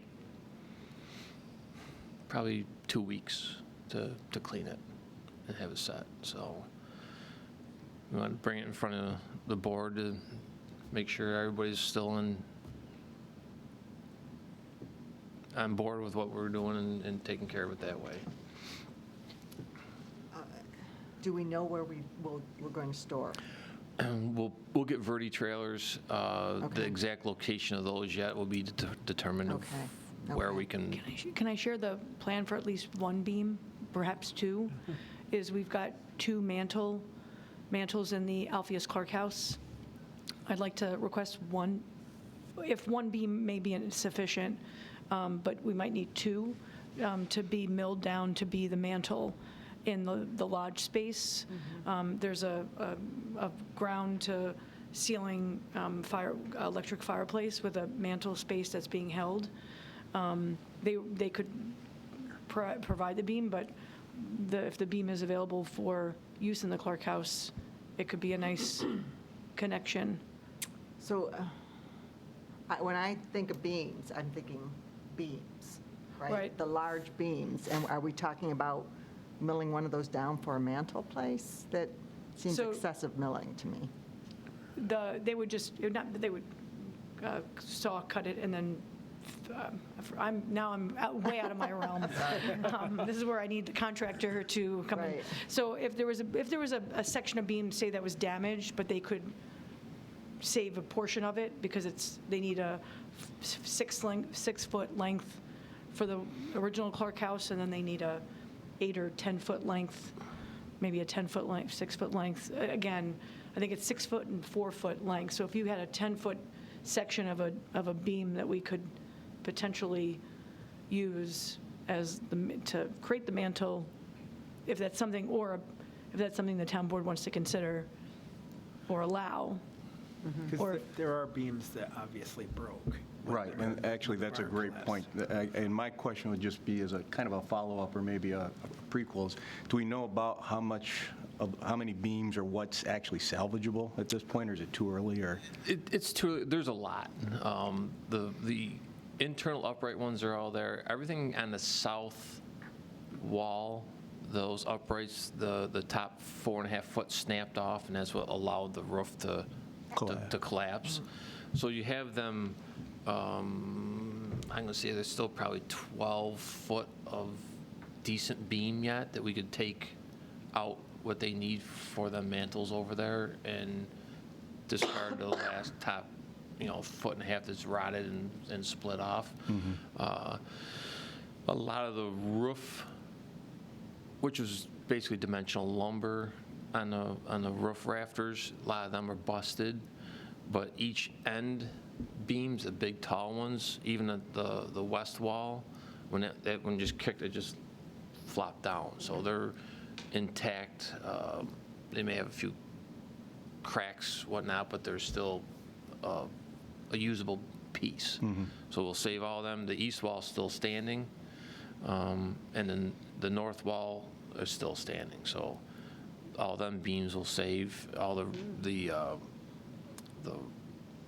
roof, where the roof rafters sit on those beams, will save all them on the north side. The south side is where all the holes were. They're the ones that are all rotted. So that's the. So if DPW does this work, will you be able to provide somewhat of an inventory? Yeah. So that we can see, okay, here's what we were able to retrieve and save from this section, and here's what we'd like to do with it. Here's what we were able to save from this section, here's what will go into storage, that type of information. Yeah, we can give, sizes and lengths and all that of everything that we're saving in that. And we'll cut off, like I said, if we got a 16-foot beam is at a 1.5 foot of break on the end, we'll just cut that off and make it a 15-footer or 14-footer, and in the trailer it'll go. So. Because I want to hear from the rest of the board members. My intent is still to look at what we can salvage, so until we can determine what can we do. We know we're never going to rebuild the Clark barn, that we just won't have it. But until we can come back and look at it, I want to make sure, if my fellow council members don't agree, then we discuss that now so that we do have a clear focus. We can't decide a lot, but a clear vision, I guess. I don't think we can decide anything tonight, so to the point of a mantle, it's not a discussion worth having until we know what we know, and I don't think we're going to know anything until they actually get in there and pull it out. It sounds like there might be a considerable amount of salvageable wood. Right. But I want to see it before we, make any decision. At least in my mind, there's no value in having any discussion until we know what we have. And I think it sounds like they're pretty confident they can get a considerable amount of. Sounds like there's a good amount. Which is exciting. I mean, that's good news. Yeah, I'm happy to hear that, honestly, because my thinking, kind of following what you both said, is collect and preserve, right? See what we've got, save it. I'll use a circle around, see what we can do with it. and then get input from stakeholders so we can understand, including community members, as to what we can do with It kind of is a follow-up thought now that I'm thinking about it, is timeline-wise, I don't know how that jives with, if you're thinking about it for the Clark house. I would need to I'd have to check with the contractor, but I think they would need an answer on whether a beam would be available from the barn, probably within the next month-ish, maybe two, because there'd be lead time for them to take the beam. Yeah, to mount it, and yeah. prep it. So I don't know if they're doing that in-house or if they would be outsourcing that to one of their subcontractors. So I want to, I can, at next week's meeting, find out more, and I can report back to the board, and include Bob as well, so that we have a clear picture. Yeah. And my general thought is, since wood has already been lost, to invest a little bit of it in the mantles, would be probably a nice thing to do. But we can deal with that later. Do Sure. you need anything from us tonight regarding that? No, I think what we can do is once DPW starts to remove the timbers. Do we need to make a decision, though, for the company that we had for the- contracted? They're already Contract. willing to walk away. Yes. Okay, so we don't need to I vote. just wanted it to be in resolution. writing, and so they already prepared that, and I looked at it, and I think the contractor's willing to sign off. Yep. So as far as that contract goes, as soon as he signs off, we're good, We're good to and go then on we it. can do with our own forces. Right. Good. What about? Thank what- you, Bob. Oh, Go ahead. well, thank you. What about what is there now that's being exposed to all, the cold and the snow and the ice and all that? I mean, are we losing? The longer we wait, the worse it's going to get. The worse it's going to be, okay. Yeah, that old wood, Sitting fortunately, in the it, yeah. cold is Yeah. actually better for it right now, so it's Okay. not getting wet. But The once it starts melting. Once it starts to Yeah. melt, it just soaks right in, Yeah. and that's, so the sooner we can act on it, the better. If we, the ability to save more Yeah. is the faster we act. Yeah, okay. But there's no action for us to take. You've already, I think the contractor's already Yeah. said they would sign off, so we get Yep. that sign off, Yeah. and then, It's e- have the DPW guys go in there and Yeah. start working. Yeah, and my thought was, we got another week of this brutal cold, and then it's supposed to start warming up this by the second week in February. That week is when I would like to start getting in there and seeing what we can save and going that route. Do you need allocation of funds? I'm assuming we're going to rent equipment and rent dumpsters for the stuff we're not saving? Or is We're that? going to have, we'll have dumpster removal costs for stuff that we're not saving, and that we have rental funds right now that we can use and then figure out what we want to do to come back to that, Just so the board's aware. Yeah. One, you could transfer the cost from what was going to the contractor, but I think in the past, you've rented equipment Yeah. to dismantle it, and then we'll Yeah. need dumpsters for the, the waste, block and the material that's not being salvaged, and then obviously then future rentals for the Verdi boxes or Viola storage. off the top of your head, do you know what the total was for the original contract? It was $50,000 $50,000. 15? for the selective 50, demolition. 50. 50. So just clear for the board that, it's going to be less than that for us to do it, but obviously if, just We might have- understand transfer funds to offset those additional costs. And as far as you Good know, point. there's no environmental hazards from the materials there, right? Yeah, it was just a barn. Yeah. Yeah. Okay.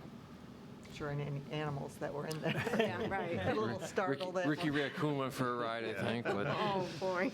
I just follow up with the contractor, make sure we get that. So Yeah, I'm waiting for it I said that was sent out to him earlier this week, so I assume, as soon as I get the electronic one, I'll be ready to go, and then we requested the original mailed to us, so I figured that would be a couple days after the electronic one, but, Yeah. so. Can I, if we're done with, I had one question I forgot to ask you, going back to the light changes that we've done at the community center, the library. So we've replaced the majority of them in the library. Those Yes. are LED. Yep. How many of our lights will be LED in that community center when All we're of done? them. Thank you. Love that. Good. Yep. All of them. Good. Thank you. Yep. Anything else regarding the barn? My only suggestion would, to add, Kevin, would be letting the Clark Barn folks, for those who aren't watching right now, Right. Share. hear what's happening, share with them what's going on, so that we can get any input they may have. I have a lot of faith that we can get this done, but I agree, if we wait until the spring, Yeah. we're losing a lot. Yeah. This has got value every which way, so. And really good point, and to make sure we communicate that, so when y'all start working, people are know that we've shared it on the website, we've posted it, so people know that we're out there doing the job, and, yeah. We can work with the website team to have an update, so when DPW staff is going to mobilize, we can put a statement out on the project of community interest page. Good. Thanks, John. Thank you. Get some Okay, sleep, so- Bob. Moving on, Bob. Next, we go to the curb cuts at 98 Peak Hill. Yes, so the Arkham Monroe owns that property, and they're requesting to do, as they're bringing it up right now, they're going to put a horseshoe driveway in off of Peak Hill. So that would be 2 additional curb cuts, and Okay. they're already have an existing one off of Littlewood, right there. So when I talked to them, they did not want to cut the tree down, 'cause my suggestion was to make use that driveway and then come out to Peak Hill and have 2 curb cuts, which would fall in line with town code. They allow up to 2 with a horseshoe driveway. They wanted to keep the trees that way. Hence, they wanted just to do the horseshoe and leave that center tree in the middle of the horseshoe. This right here. No, that one would stay there, but the other one right there is going to stay as well. And they were going to utilize the driveway off of Littlewood for staff parking. Okay. But that would and then entail a total of 3 curb cuts for the single parcel. I'm going to change to street view to see if that's helpful. And neighbors, do we know their perspective? Not on the curb cuts. I mean, we did have some concerns that came into transportation for look at signage at that intersection, and then concerns about speed. So we did Right. put counters out over the summer for speeds. We did talk about a transportation for the signage, but as there's nothing there yet, the committee kind of deferred to let's react once we have something to react to, not just kind of on the if come. So that's a tabled matter before transportation. Is that road end? I'm sorry. Yeah, it's a dead end. Okay. Yes, it's Okay. dead ends. There's an open field to the south of it. Yep. There is no proposed development there, but it's been in there for many years. But currently, our code only allows 2 on a corner lot at a maximum. Carrie, That's why can it's you, before the town board to grant something outside the code allowing. Okay. can you show us from street view what they're proposing? It's, okay. Around that Yeah. tree. So it would be going around. Around that tree right there, yeah. They want it for the bus. So are they looking for a variance from town code? It's or not what really a are they variance. The gonna- town board just would be able to, by a roll call vote, or correct, would you do a roll call vote? I do it by motion. By motion? But I'm because it's saying roll call, additional but. curb cuts, it's Yeah. because it's Yeah. additional Our curb cuts. we code have only to- allows yeah. 2. We appreciate that they're trying to accommodate, mostly the biggest complaint we get about any sort of group home is the backup alarms. So if they've got, a bus, a van that goes to day treatment or other facilities, if they've got to pull in, back up around, that's typically the biggest complaint we get. So we encourage them to, loop it around. We thought they could tie into the existing driveway and then still loop it onto Littlewood. They're asking for something that's Where's the Not allowed. requirement limiting the curb cuts? Is that in the zoning ordinance, or, yes. so why wouldn't it be a variance? Wait, is it in the, Yeah, why wouldn't it Or be? no, zoning it's- variance? no, it's not. I thought it was in street and highway. It's Yeah, somewhere. no, sorry, it's not in, Oh, okay. yeah, because it's not in the design criteria, it falls under PRC. It's in, The two of us are looking All at right, each so it's in a other. different I believe chapter. so. So do I we feel like- need to And verify I'm- this? Yes. I'm looking at the engineer to answer this question. I do recall a resident coming to the board approximately 2 years ago, 2023, asking for a curb cut on Clerk. Embry. Remember that? I remember And it was, that. it came to the board. Yep. So I'm just assuming it's We the had, same. we had one at Embry before that came Right. before the board, and the board looked at that, looked at site distance, so it's been a regular practice. Right. Is there a formal application for it? There is not. I mean, we would think they provided a little napkin sketch. Yeah. I think at least something a little more detailed, detailing where the parking goes. Is the presumption that the traffic impact is the same as it would be today? They're not having additional use of the facility because of this? Like more trucks I mean, Right. it's classified as a single-family home, so, you know, same on the building department, it's a group home, but we have to look at it as a single-family residence, so it's, They would get a DPW permit for the curb cut. Yeah. So there would Okay. be a permit issued, just, Right. so that's the trigger for the approval. What do we see as the negatives? Because I can understand from their perspective, I understand the backing up of trucks. I appreciate them wanting to hold on to those trees. So I'm understanding it, but I'm trying to I mean, understand I too. think precedent setting. Okay. If we allow them, then why not others is kind of always the. All right. I'm just looking at this code provision here, and it says that circular driveways may be considered one curb cut. Yes. That's, if it was just the circular driveway, it would not be before this board, but since they already have us, they have one already on Peak Hill, now they're asking for a third one. So if it was just a corner lot and they wanted to do a circular driveway, they'd apply to the building department, or excuse me, the DPW, get a highway permit, we'd look at it for any site distance issues. But since it's above and beyond that provision, we'd look at it that it's additional curb cut. So as to precedent, are there no other homes in Penfield that have 3 curb cuts? Has Not it off been the, done not off the before? top of my head. I mean, not saying that there isn't, but I'm not aware of any that there are. Single family. Single family, obviously, it this is could be multiple access off a Right, plaza, off a commercial This is, development. but it's also a group home, so that's the maybe the differential. Right, that's the exception.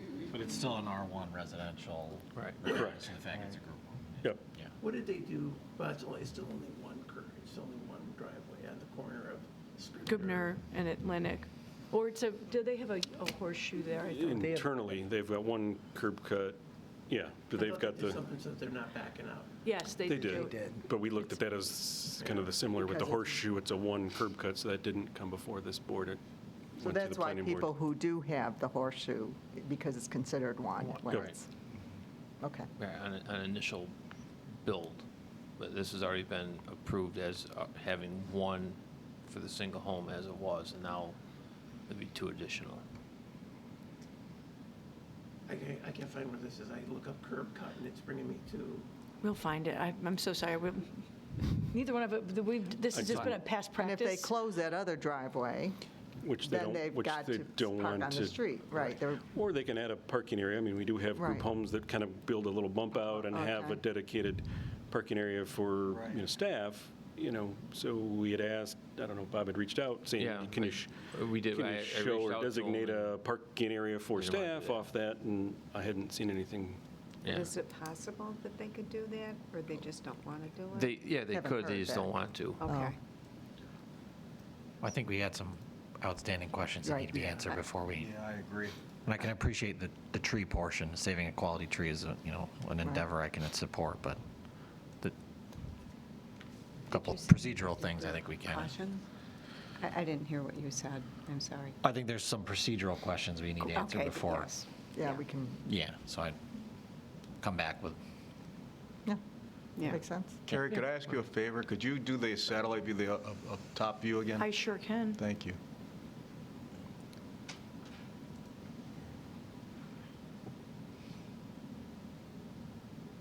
Yeah, okay. And how long has the home been utilized the way that it, do we know how long it's been a group home? It was just recently purchased, so I don't Okay. think it's even, Gotcha. Oh, it hasn't, okay. All right. it was just, They're still going through renovations right now. yeah, Okay. it was just purchased in the fall. Gotcha.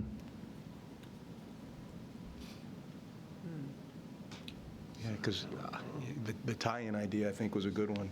Yeah, I talked to him, if we use the existing zip over Yeah, the one tree you'd probably lose that one tree right next to the driveway, the existing driveway, and then come out onto Peak Hill.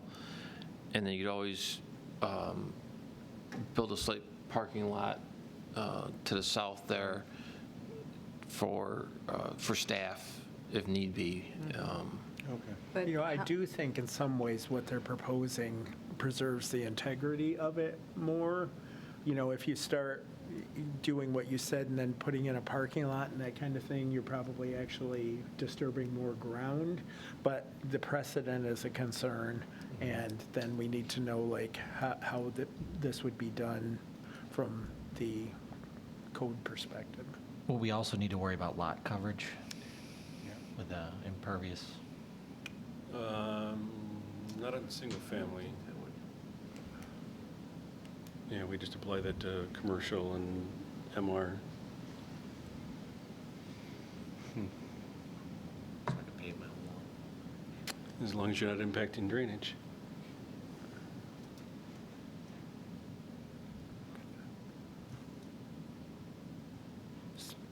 So then you'll get back to us with more we can- information. Yeah, if the board wants to table it tonight, Bob can get some additional information from them, and we'll follow up.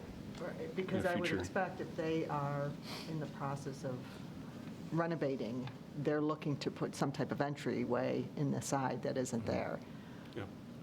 So Yeah, I they would should hope get back to you quickly, I is would my hope they thought. show a sidewalk to the front door Right. and how, some additional pedestrian movement, once they drop people off, how do Right. they Is there a plan on getting them permit in? and- open for this property? There is. Are they renovating? Renovating right now. Okay. What is, so, I was trying to find where this requirement, you think I, it's in the, I'm going to look to see if, I don't know if it's in our design and construction if it's specs. there, then that's easier to modify than if it was, the zoning code. Yeah, I only know, I'll be honest with you, I only know that it's come to the town board because it's come to the town board for review, so I don't know if that's just been a past practice that was implemented and whether or not it's based on the correct procedure. I'm not sure, to be honest with We you. can follow up. and Yeah, we'll follow up We'll and, work with Pete to find the right path.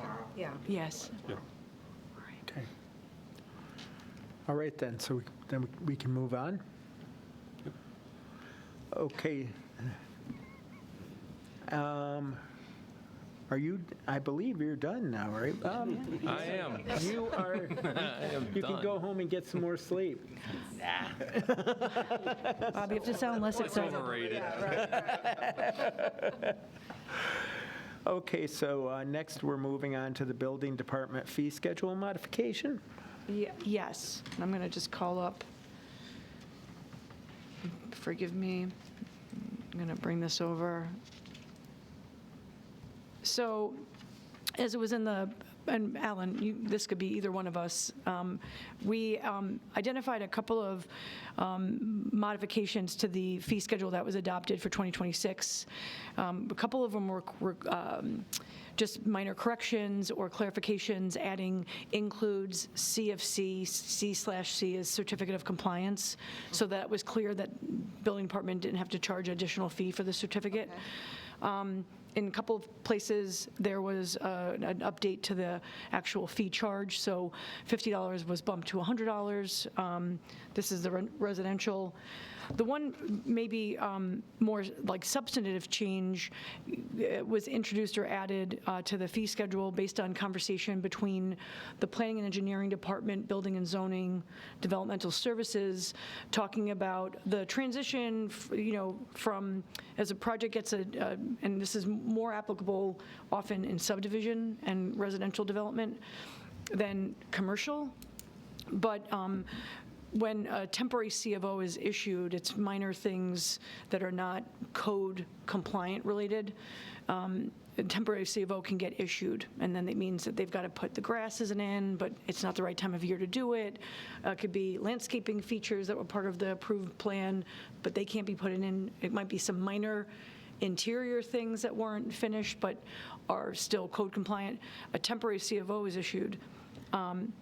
We're looking to add a potential deposit to encourage those final things to get done in accordance with the approved plans. And what happens, and Mark is probably a better one to speak to this, is that the town engineering and building department get caught up between the new owner of the home, who has the temporary C of O, and the developer or builder. And so technically, once a temporary C of O is issued, it's the property owner that's responsible and held responsible for getting things finished for the final, but it's the developer or builder who technically needs to do the work. So the temporary C of O deposit would be a clear way to indicate to the developer, you need to finish this or you won't get your money back before a final can be issued. Would provide a little more tie or skin in the game to the developer, home builder to finish up those items. So we, take a grade and seed. We have other stuff, but as we've had some recent ones, there's been some items that, yes, it made sense to issue the temporary C of O, but trying to get the builder developer back to the table, and technically the final C of O is on the homeowner, but the homeowner's already paid the builder, property owner's paid out, so, And it could be expensive work that needs to be done. money's the biggest thing that, brings people back to the table is they want their money back. So if they got to come back and plant the street trees that were still required, they've got a piece of sidewalk that hasn't been poured because the home was finished in December, January, you're not pouring concrete right now. So just looking for a little bit more to, guarantee that we've got some leverage over the developer or the home builder that, brings them back in the springtime to finish up those items they need to take care of. And we're talking residential. It could be for both. We have it on, the commercial is one. Yep. That was my next question. We're talking residential, but this would be applicable to non-residential as well? We have it added in both locations. Okay, I was just checking. Yeah, sorry. Yep, so if they're finishing a project late in the season, the building is compliant, it's able to be occupied, we don't want to keep people out of their house for Christmas just because the street tree's not planted or the grass isn't growing. The house is fully functional, the business is functional, can be occupied, all life safety things are in there, and Alan can chime in.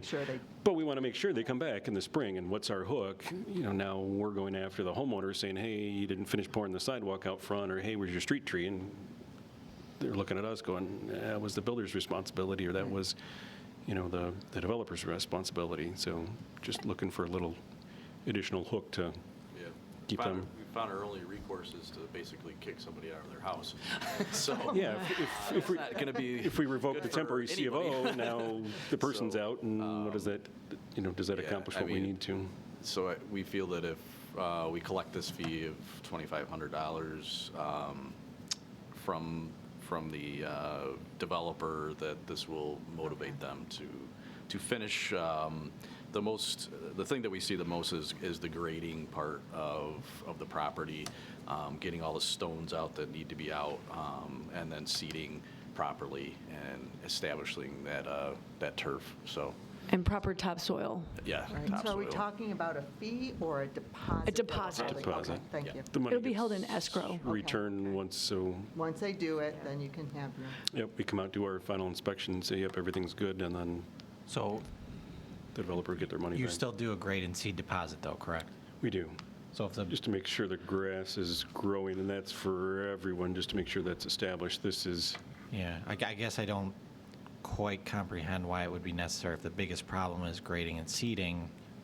There's a deposit program with that. Why would you not just do a letter of credit? If you're looking at, you mentioned sidewalks, that's more than $2,500 worth of work. and So, let's say sidewalks, well, typically it's the street trees that we've Yeah. got, if there's any final grading outside. So, we could look it up in the grade and seed fund, but these are ones, like if it's in the summertime, you can just take the grade and seed deposit, the grass grows, it's back.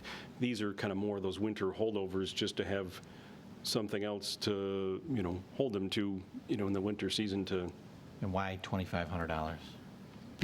Currently, the grade and seed is $500. Yeah. I know developers who could afford to eat 15 of those and never look back, potentially. So trying to make it a number that will make them feel like they. Not break the bank, but it's enough to get them to come back to the table. So if you have 100 unit or 100 dwelling, you're not going to walk away from 250,000 or whatever. I'm not even doing my math properly, probably. But I think we're just trying to make it a number that I guess, feels. but wouldn't we, if it were a large project, wouldn't we have a letter of credit? You do. We do. So we're holding the money for sidewalks. Yeah, We're we're holding talking money about for the single-family road. homes then, really. Mostly. Yeah. You know, I mean, some, we still have some tree plantings, but yeah, mostly it's Letter of credit can sometimes be outside the scope of what the single-family parcel needs to have addressed. And so that's where the property owner could be held holding the bag that something isn't done and they still don't have a final C of O. But you've run into some problems before where this has been an issue, right? we're trying to work with, you know, both the builder and, you know, the homeowner. The homeowner said, hey, I've paid all my money, I'm completed out, I've paid, and, you know, they've completed their portion of the contract, so it's just something that kind of bring the builder back to the. What happens if they don't come back? Yeah, I was going to I ask mean, that, we too. can then use the $2,500 to hire ABC Landscaping to finish it if need be. But then it's our responsibility to do so. I mean, we could work with the homeowner to get, you know, the homeowner wants to establish it and they can complete it, then, you know, we can pay the money back to the homeowner. Yeah, but it's not really their money. True. So you can really just give it back to the homeowner if the homeowner did it. So builder's money, or I don't know whose money originally, but. After we take the money out of escrow then, and the town hires somebody to complete the work. Then they'd have to be clear at the beginning that that's what, you know, because otherwise you're using somebody else's money, you know what I mean? Like, they wouldn't have that expectation necessarily that you're. I mean, we can One of the cover that things in we- a pre-construction meeting and just go through that. We actually process. also talked about the fact that we're transitioning to GovWell. There's a lot of automation built into that system with communication and ready-made forms and letters and documents. And so one of the things we talked about as a group was that in instances where a temporary C of O is being issued to a property, that an automatic sort of form letter related to that temporary C of O, and this is a deposit you're being paid, the temporary C of O is good for this period of time. At the end of that time, all outstanding items must be completed, and that communication would go to both the contractor, the developer, anybody who is a listed contact, and the property owner, if that's a known, that person is known and the property's already changed hands. So everyone is aware of. Do the homeowners know that that it's only a temporary C of O, or do they think that they're good to go? You know, is that? I mean, I feel like in most cases, they don't know. The only time it really ever comes up is if they're working with a particular bank that doesn't accept a temporary C of O. Right. And needs a true C of O. But most of the time, the developer doesn't really tell them that. They're like, oh, temporary C of O, great. Here's your $500 grade and C check. Thanks for my temporary C of O. And then they just move on. And there are some companies that will self-finance, they'll hold the mortgages as well, so they don't care if, Right. do you know what I mean? So if the builder is also the mortgage holder, then there's really no recourse. I guess from a legal perspective, if I build a home with a home builder and they have to pay this fee, they get a temporary C of O, I purchase the home, the transaction closes. Whose responsibility is it to get the final C of O? It's the homeowner. It'll be the The homeowner. builder is completely removed from this. So that deposit, Can that deposit be stipulated, though, that it would be forfeited if the builder didn't fulfill the obligation? And then would it then I become? think you'd have to build that into it, otherwise you wouldn't be able to use the money, and then. Yeah. Then you have this gray area about, they never do it, and we're holding this money, and then 10 years go by. but then aren't we also then party to a claim if they, small claims sue the builder? Say that again. Wouldn't the town then become part of the claim if we're the intermediary for a deposit like this? How so?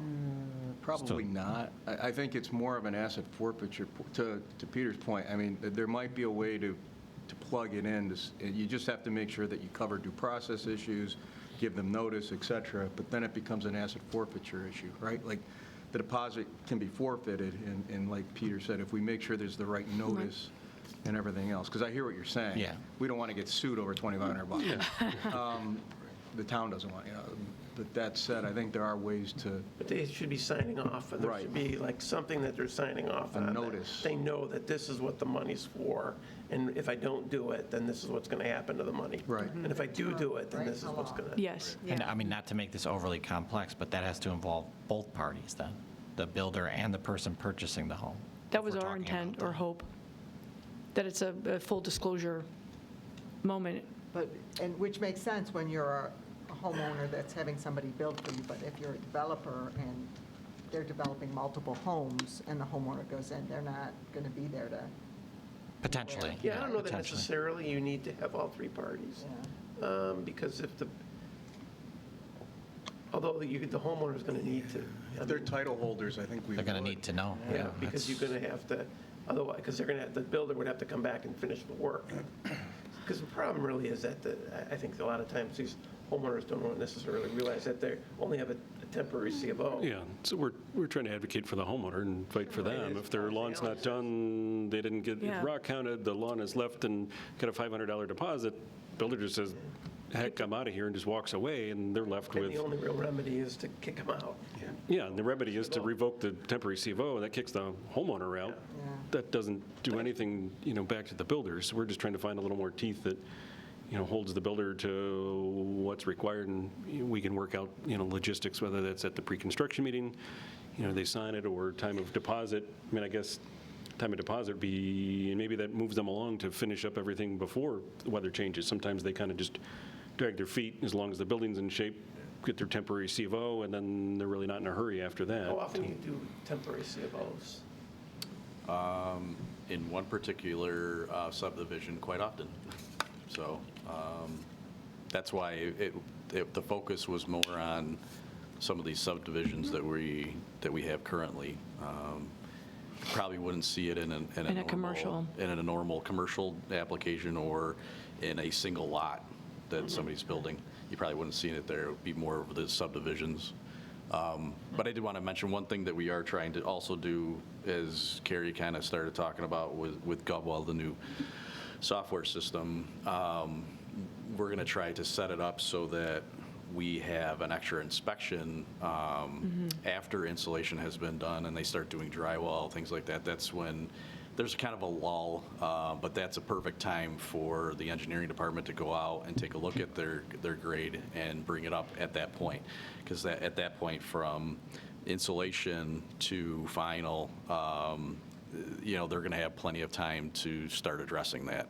And bringing it up then might help the situation. So that's another aspect we're looking at that doesn't cost anything to anybody. But so. I would also offer if there's any hesitation about the temporary C of O piece of it, we can hold that out of this update for the Feb, because we were going to ask for this to be permission to prepare a resolution for the February meeting to adopt the current and updated fee schedule. So if there's any more exploration that's needed or wanted for the temporary C of O, that's something we could revisit. I could take it out of what gets attached as attachment A to the resolution, and then you'd have more time to think about it and figure out if there's anything that we haven't thought about or considered from either a legal or a procedural standpoint. So just so you don't feel like it's all or nothing, we could adopt the very basic minor changes next week, and then you could have another time to chat about it at one of next month's work sessions. And I'll just say, I like the idea of having these folks be accountable and not make it just be on our residents. Yeah. Because then they're just getting burned, right? Right. The devil's in the details, and that's, I think, where we would just want to make sure we do it the right way.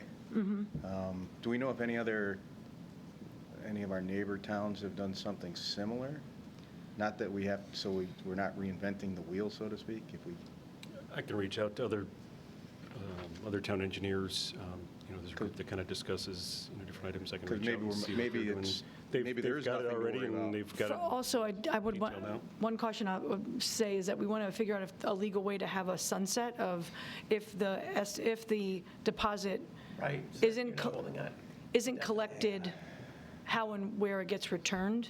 And I'm only going to, and I don't know, Bill, you might be familiar with this or not familiar with this, but there was a period of time way back when another town collected, I think it was they collected a deposit, a $500 deposit for certain development types, and then no one ever came back and got their money, and so the town was sitting on a lot of money in an escrow account and could do nothing with it. It's not their money, and they had no way, and then businesses go out of business, or the applicants are dead, or the homeowner, whoever it was. So we'd want to have some way, a mechanism for how to disperse the funds, or if you can disperse the funds. So maybe this could be, if we're collecting it truly as a deposit, then we can, I just want to make sure. Yeah, to John's point, I'm 100% on board with accountability for these kinds of things. I'm just not on board with the way that it's included currently. I think there's, again, unanswered questions, so I'm for the rest of it. I would say leave this out if you're looking to propose this. Devil in the details, right? Yeah. Of getting the details right. Okay. I just want to make sure, because it sounds like what we're going to do is make a motion to prepare the resolution without these and visit them at a future date for further discussion and details. I did ask our comptroller just to make sure, because I did have a question on our lodge fees, that we had decided to raise them, both lodges at $260, and that one just seemed a little high. But if we're okay with it, then we can certainly leave it. So Dolomite went from $200 to $260. Harris Whalen went from $150 to $260. And I just want to make sure that that's, all our notes go back to that was a correct and not just a typo. Well, I think you're going to see the fees that are going to be required for the Clerk House. Oh, that'll be high, right, I get that, I get that And one of the things completely. I know that we've talked with facilities about, and Bob can speak to it, is, our facilities crews, as these lodges are rented more, I know Jay Robinson is looking at, do we sub it out for cleaning, especially with the Clerk House? Right. So we want to kind of make sure that we're accounting if we've got to spend and pay a company to come in and clean them from night to somebody else wants it the next day for their event or wedding, we got to make sure that we're covering costs. So I think Gary's been done more research on it, but we got to make sure we're covering our costs, just Understood. covering staff, covering time, materials, as well as if we've got to end up subbing out, some cleaning services for these. I think you understand, I think the point you're coming at is from a amenity and/or size comparison, it's the. They're different lodges, yeah. So I think, well, I'm going to keep my opinion to myself, but I'm not sure. It costs the same to clean it, to get the crew in, is that what you're? No, I was going to, no, I'll Okay, just. sorry, I'm not putting words in No, your mouth. I'm also just, I'm trying to make sure I'm wearing my hat as developmental services and not Okay. a town resident but I think it's maybe we're undercharging, so the fact that it's as cheap as it is, and I think the And lodge. it is appreciative because the others does have other, when we were looking at to review it, we see that other towns do charge significantly more. Yeah. So I'll leave it at that. So I will make the motion that we create a resolution for our next legislative meeting with the 2026 Penfield residential and commercial, all our schedule of fees without the C of O, that we will leave that for future Okay. dialogue. Good? Yeah. Without the temporary seal. Without the temporary, correct. I'll second it. Yeah. Barry? Roll call. Aye. Dean? Aye. Getz? Aye. Lang? Aye. Teglash? Aye. Thank you. No? All right. Okay. I'm so sorry, Kevin. I apologize. So moving on to town board support for an ag and markets grant submission for improvements required under the new Article 26C provisions. So working with Steve Schicker, we're nearing the completion of the application. As part of One of the questions asks, is there support for this project? We do have letters of support from both of our state representatives, the senator and the assembly person Lunsford. We have letters of support from the Humane Society. We have letter of support from our county legislators. I would like to also, and I already have it in there as a draft answer, that the town board discuss this application, and that although the meeting minutes won't be available for submission, I'm going to include a link to tonight's video. So I'm hoping that you will verbally say, yes, you're fully supporting this grant submission.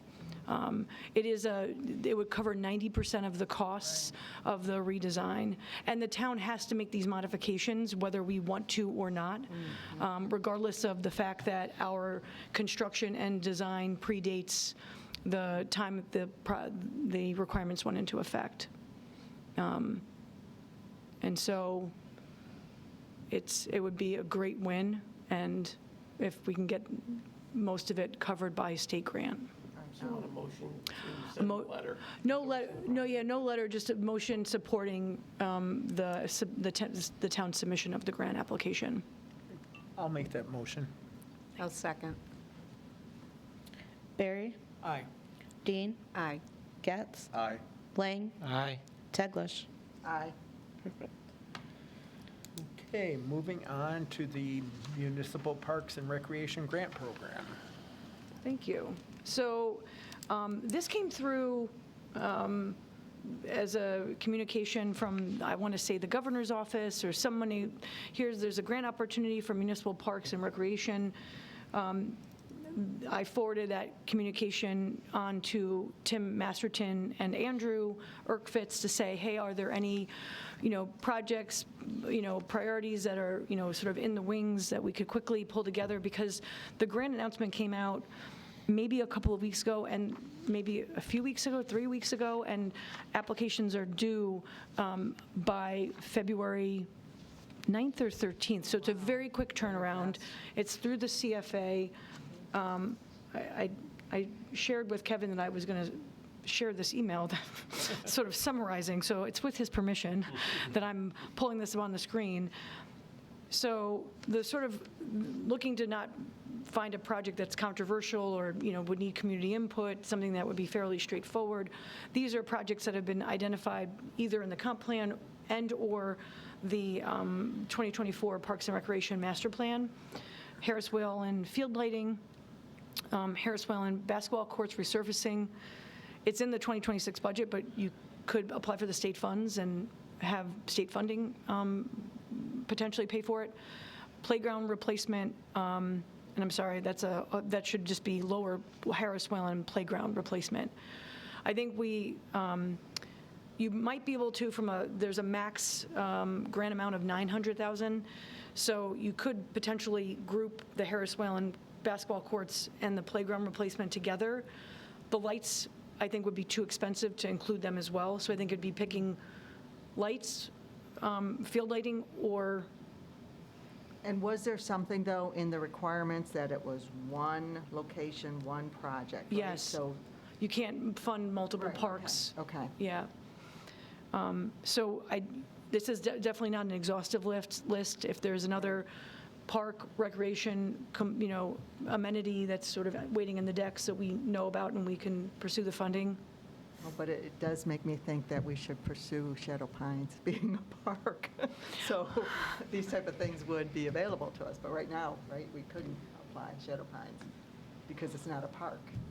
Oh, it says, we'll have to look to see, because it says municipal parks and recreation, so recreation is a broad term, and it's being provided on municipal land. Okay, all right. As I read it, it looked like parkland was and it had to remain a park for so long. Because I was thinking Shadow Pines lights for pickleball. Oh, okay. But I think my thought was it couldn't because Shadow Pines is not a park. But again, okay. I think we have good stuff here. Yes, no, that's a fair point. So I can take a look closer. Look at the language, we can talk about it tomorrow maybe too, and. Yeah. Seems like I was trying to take early tomorrow. My list is getting longer with you. We know what your priority is. We get it. Yeah, Thursday is the, Yes.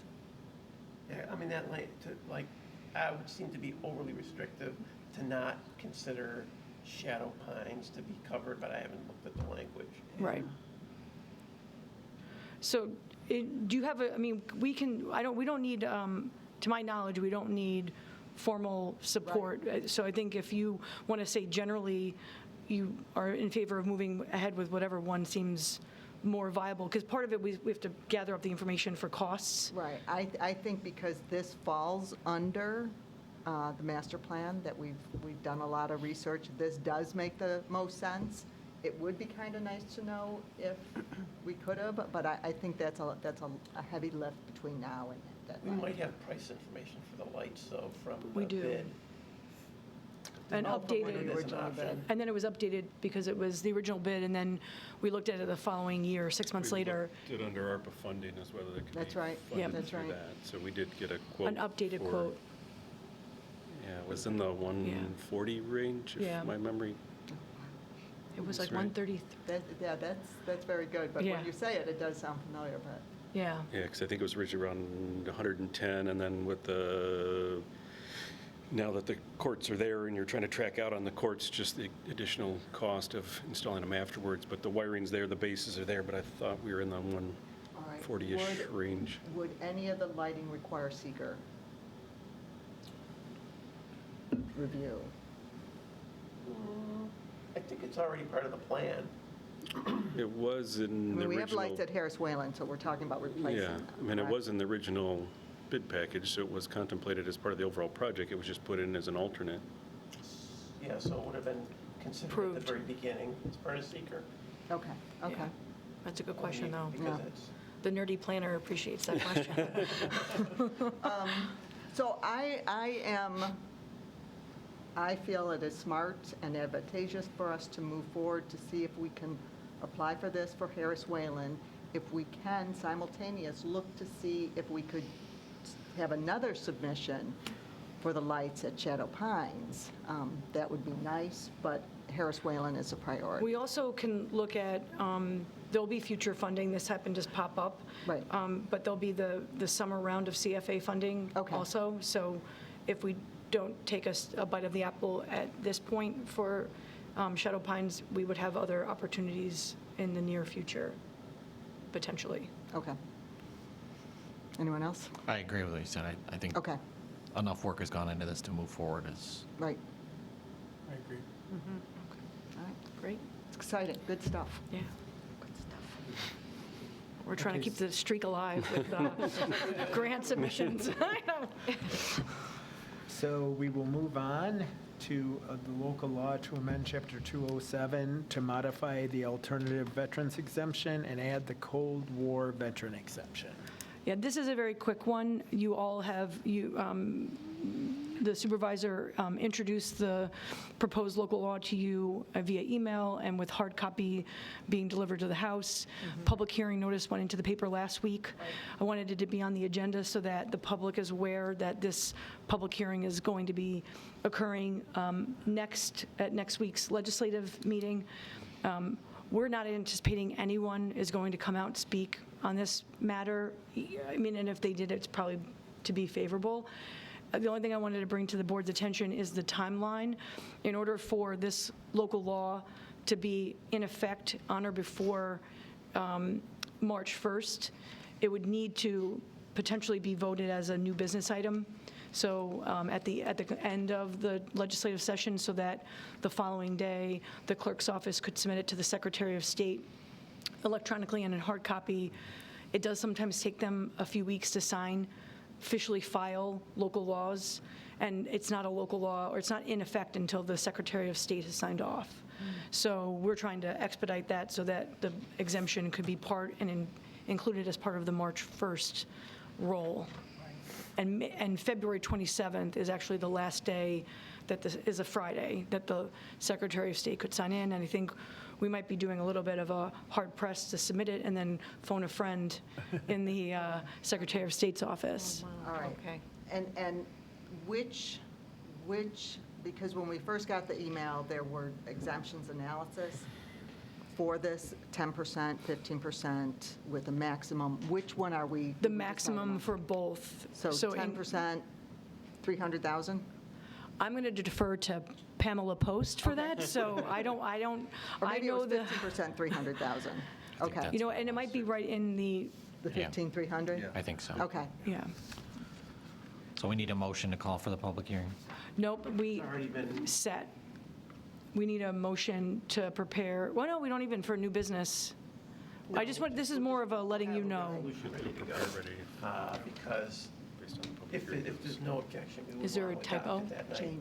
Change the top of it. It says Article 8. Oh, okay, I thought I caught all of those. No. Went back and forth. Thank you, I will fix that. Since we're moving along. Yes, thank you. So then we're set with that? I think so, yes. Okay, then we will move on to the Stormwater Coalition Inter-Municipal Agreement. So this is something, the Town of Penfield's been a member of the Monroe County Stormwater Coalition since 2000, since it originally began. That includes 29 towns, villages, as well as the county around Monroe County. So as part of, and John sat through my discussion at EECC last week. And it was an excellent discussion. Threw a lot of stuff out there. But as part of, DEC has dubbed Penfield, as many other communities, as MS4, so Municipal Separate Storm Sewer System communities, that we have requirements that we need to follow. So part of those, there's 6 different measures we need to follow.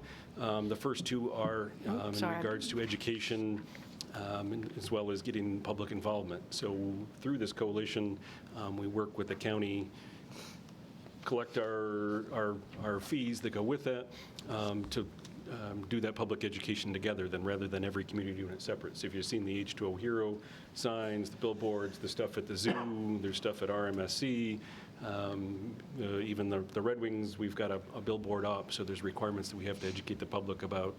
The little placards around your catch basin, don't dump in the storm sewer, feeds to stream. So this is time for us to renew that IMA. So just in speaking with Kevin, thought it was a good time, to, one, bring it to the board, have a little discussion about it. I've shared the draft IMA with Pete, so he's reviewing that. So if the board is okay with it tonight, I would just look for a vote to prepare a resolution to authorize, Kevin to sign that on the 4th. I say it, the IMA hasn't changed, there's really nothing new to it. Same one we've signed before, but just thought it was a good point of discussion for the board. I'll make the motion to prepare a resolution. I will second it. Barry, Aye. Dean, Aye. Getz, Aye. Lang, Aye. Teglash. Aye. Okay, next we have a sidewalk waiver request for 1228 Northrup Road. So our sidewalk policy, and there is a map that I just added to the drop today because I realized I didn't have it in there. So in part of our policy, we have kind of an East Penfield, West Penfield. So if it's east, I think Carrie bringing it up, the dashed line is kind of hard to see, but it's just east of the 250 line. Right. East of that, waivers are granted by the PRC, so the Planning Review Committee. So the staff technical group that reviews items, we look at those. If there's any question, we can always defer back to the town board.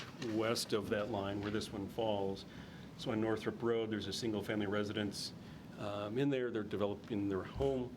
Our code says you develop a new home business, you're required to install sidewalks along your frontage. There are no sidewalks on Northrup Road at this time, so I went ahead and prepared the cost breakdown of it. So basically look at what the construction cost for a new sidewalk is. We base that on what the county's annual cost is for it. So Carrie's kind of highlighting the parcel, it's mid-block, new single-family home going there. They've got 200 feet of frontage at a cost of $78. A lineal foot is what the county cost is. We've got this formula that was adopted. Basically, it would cost them $15,000 plus to install sidewalks in that area. There's no sidewalks that abut it in that area. If this board granted the waiver, they would have to pay $4,075.50.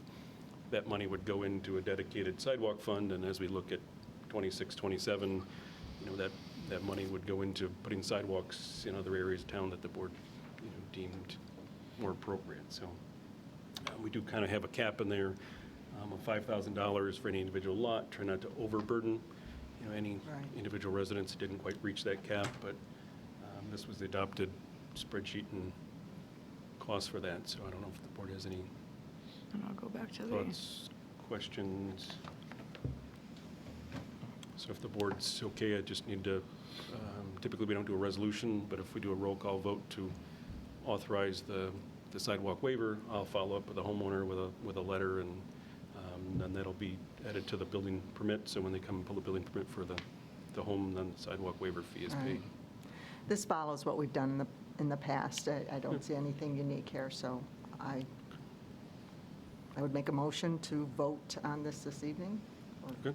Is that good? I'll Okay. second that. Barry, Aye. Dean, Aye. Getz, Aye. Lang, Aye. Teglash. Aye. Thank you. Okay, Mark, you have some information about traffic count software? Yes, we had a Can we group. let these gentlemen go? Or are you welcome to stay? Enjoy. I offered for Bob to go. He was so enthralled. I know you're on the agenda. Well, I don't think, I was going to say, the items B and C, we've already covered with the monthly updates from the department heads. Okay. So I was going to say, in the future, on the 4th work session, we are going to remove those. Okay. Because you're going to hear about it otherwise twice. And on the 3rd, the first work session, we'll put it on there so that we can keep you posted on what's happening. So you'll get 2 updates, but it won't appear twice on the agenda. So traffic count software, so we had money allocated this year, so we have old traffic tube counters that go on the road.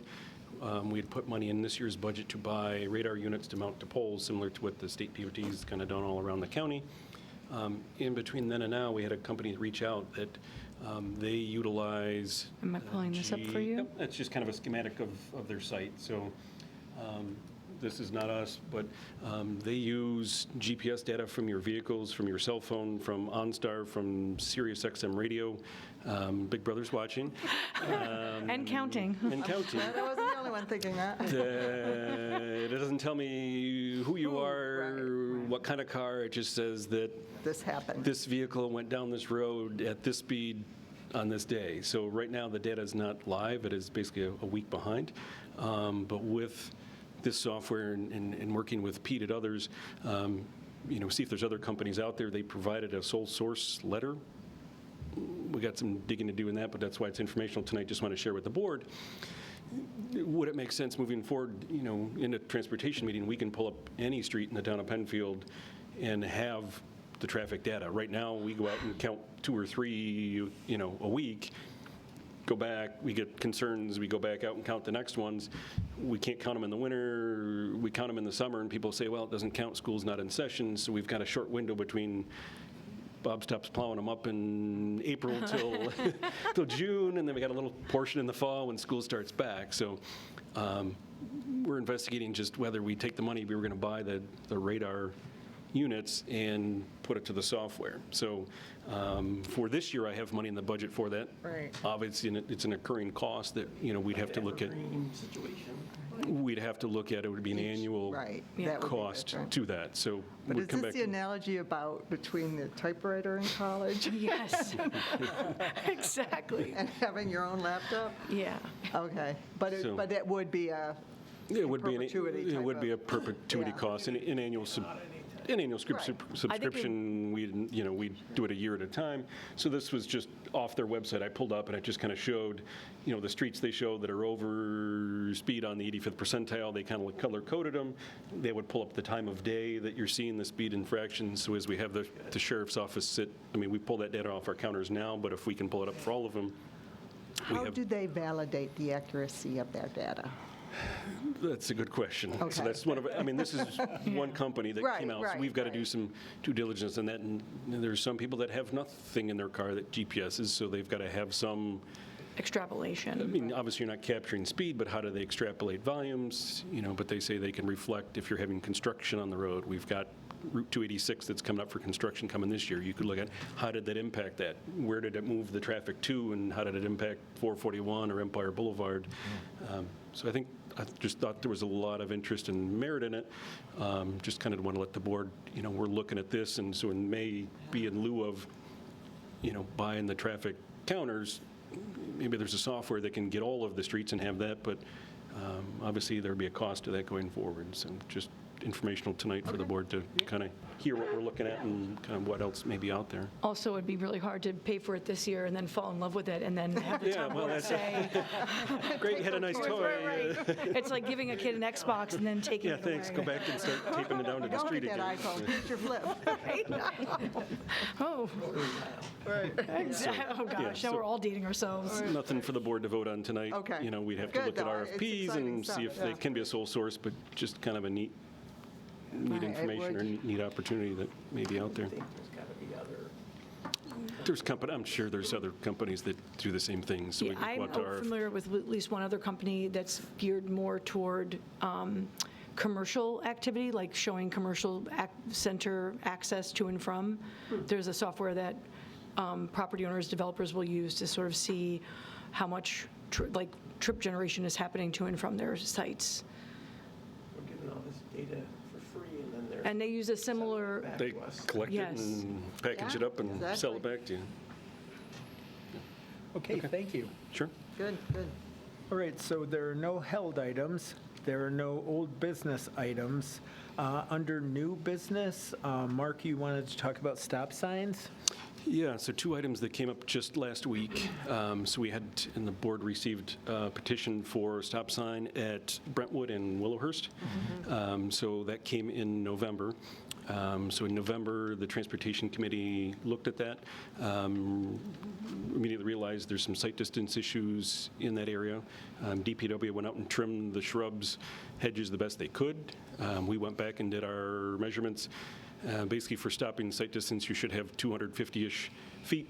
The one we were about 65. So we're well below the sight distance you should have to make that a safe intersection. So I'll start with that. We've got two locations. So that one was first. So looking at the MUTCD, so the Manual of Uniform Traffic Control Devices, that's kind of the manual that everybody bases traffic on and how you do it. The first recommendation is remove the obstruction. Obviously, these are well-established shrubs that have been there. They're providing buffer for the neighbors. So the committee made a recommendation of, and left the choice up to the town board, is either remove the obstruction, so, you know, basically a lot of trees and shrubs, or install a stop sign at these two locations. So right now, there is stop signs east and west, and I think Carrie's pulling up the where are we trying to be right now? Am I in the right? Willowhurst and Brentwood. Okay, thank you. You're right there. Yep. If you drag that over. Yeah. Oh, no, sorry, dragged the wrong thing.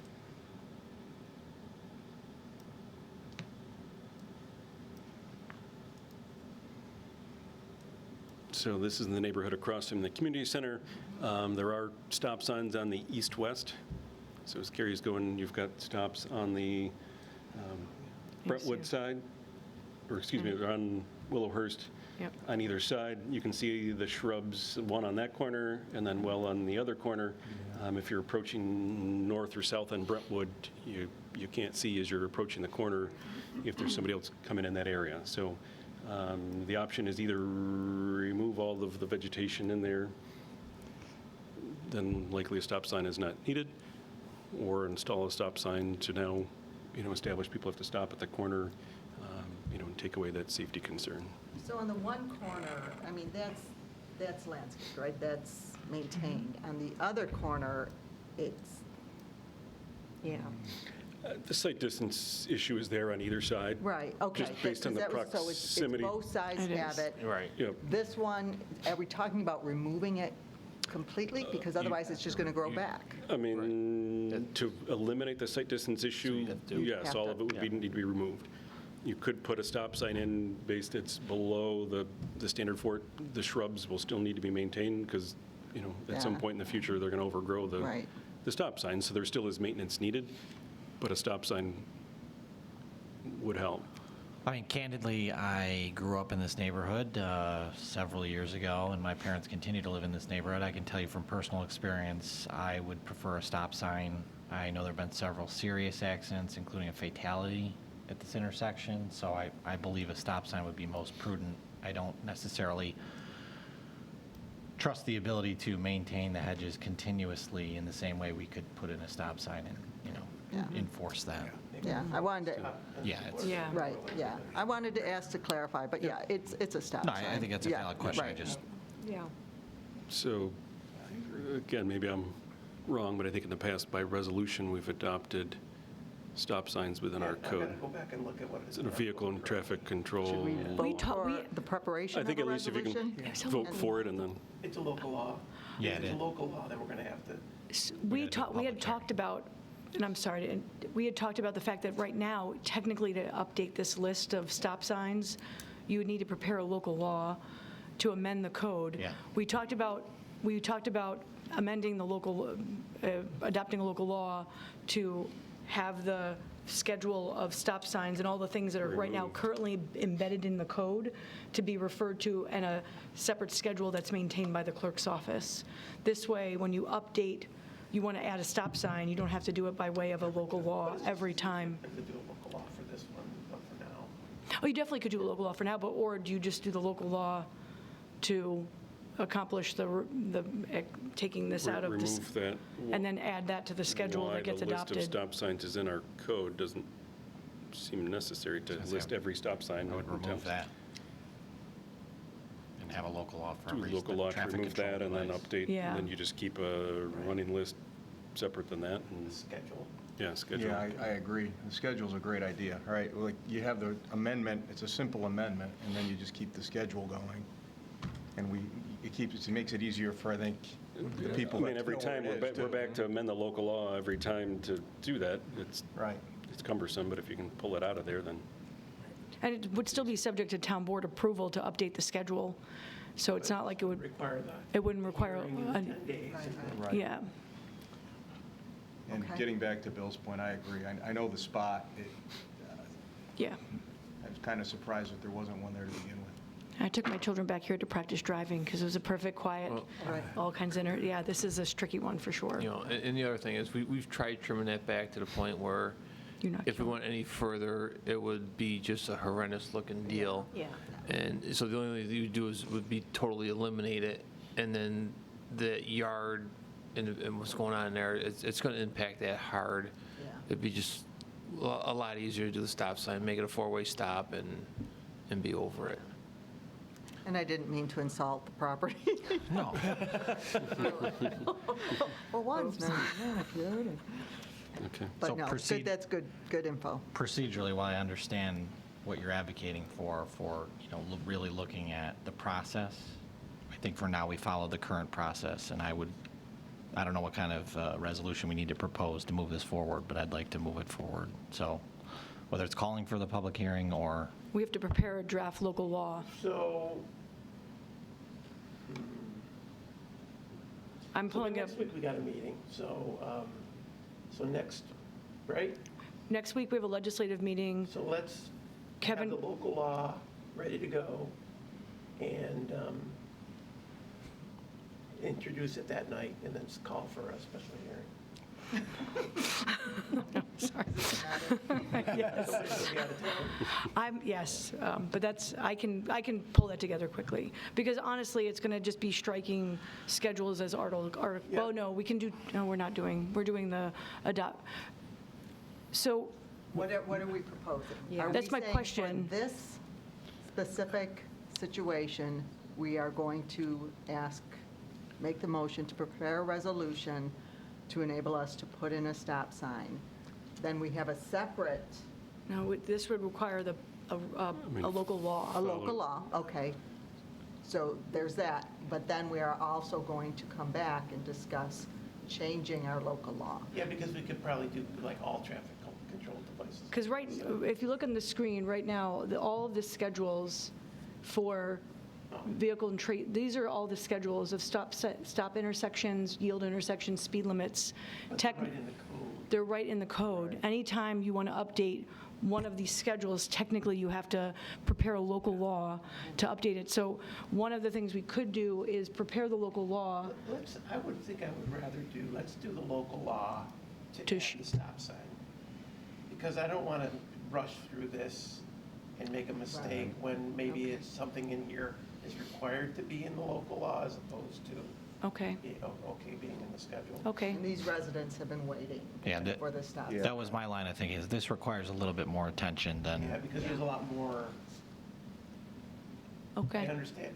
Well, I think that's something we should look at doing yeah. this year. I agree procedurally that that's something that needs to change, but for now, this is like, this is weighted, Okay. so. so public hearing, you introduce the proposed local law to add the stop sign under Schedule 6 dash whatever it is Yeah. on that list, and then we will, two stop signs, and then we will, that public hearing, the next available time is going to be either the March legislative meeting, or if you want to create a special ledge meeting at one of the February meetings, we may have time in March. I think in March, because, again, we don't know what we're going to dig up, Yeah. right? Okay, Once we- all right. That's a Do we quick have local another law. one, though? We too? do Okay. have another one. Oh, sorry. So we're in the same neighborhood. At the time that one came up, the intersection of Kenmont and Henderson. So this is a T intersection. So as you come in off of Baird Road, Oops, sorry, went too far. Oh, Lord, no, now I've really done it. Hang on one second. Bear with me. Let's see what I did here.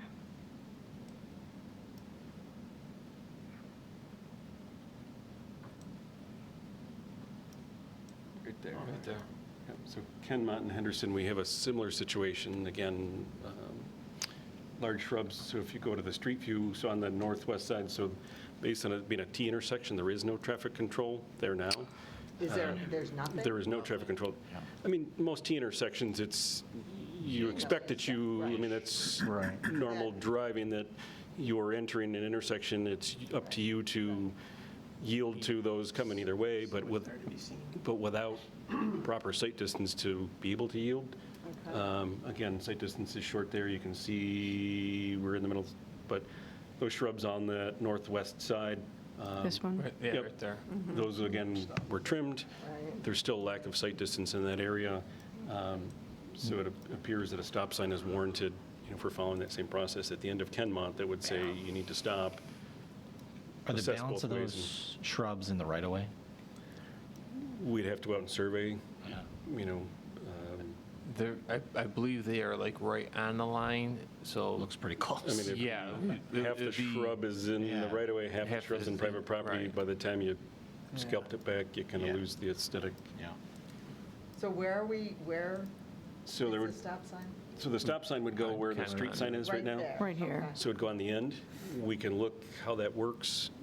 I would recommend, or that was a recommendation for the Transportation Committee, to see how that functions first. If it's warranted, you could look at the other sides and make that a three-way stop at some point in the future.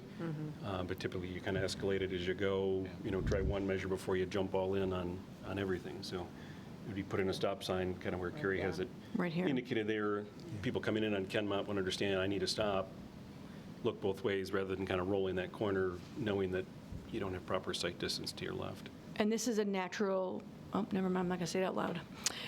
As somebody who used to have to drive from where I live, south of 441 to Scribner, and if you're stuck on 441, Henderson is a lovely, quick cut. Sorry. Just from past practice. I'm out of practice now, but, so, yeah.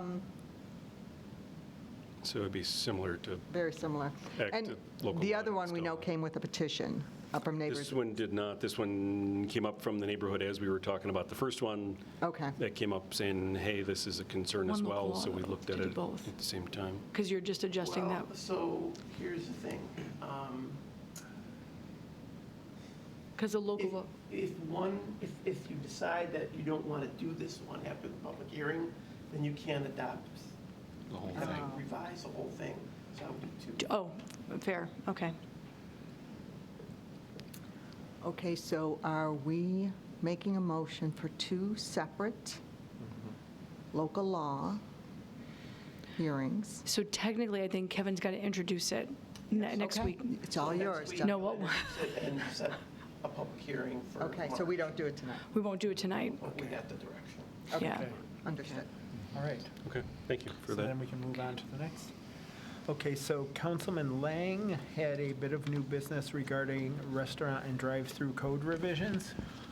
Yeah, this is something that probably requires more discussion than we'll have tonight, but I just wanted to start that discussion. So as we listened to folks throughout the last year or so, one of the things that came back frequently was taking a look at our existing codes and where we have conflicts with whether it be projects, developments, et cetera. And one that kept coming back is the issue of a few definitions in the code that are lacking, that being takeout restaurants, sit-down restaurants, and drive-through restaurants.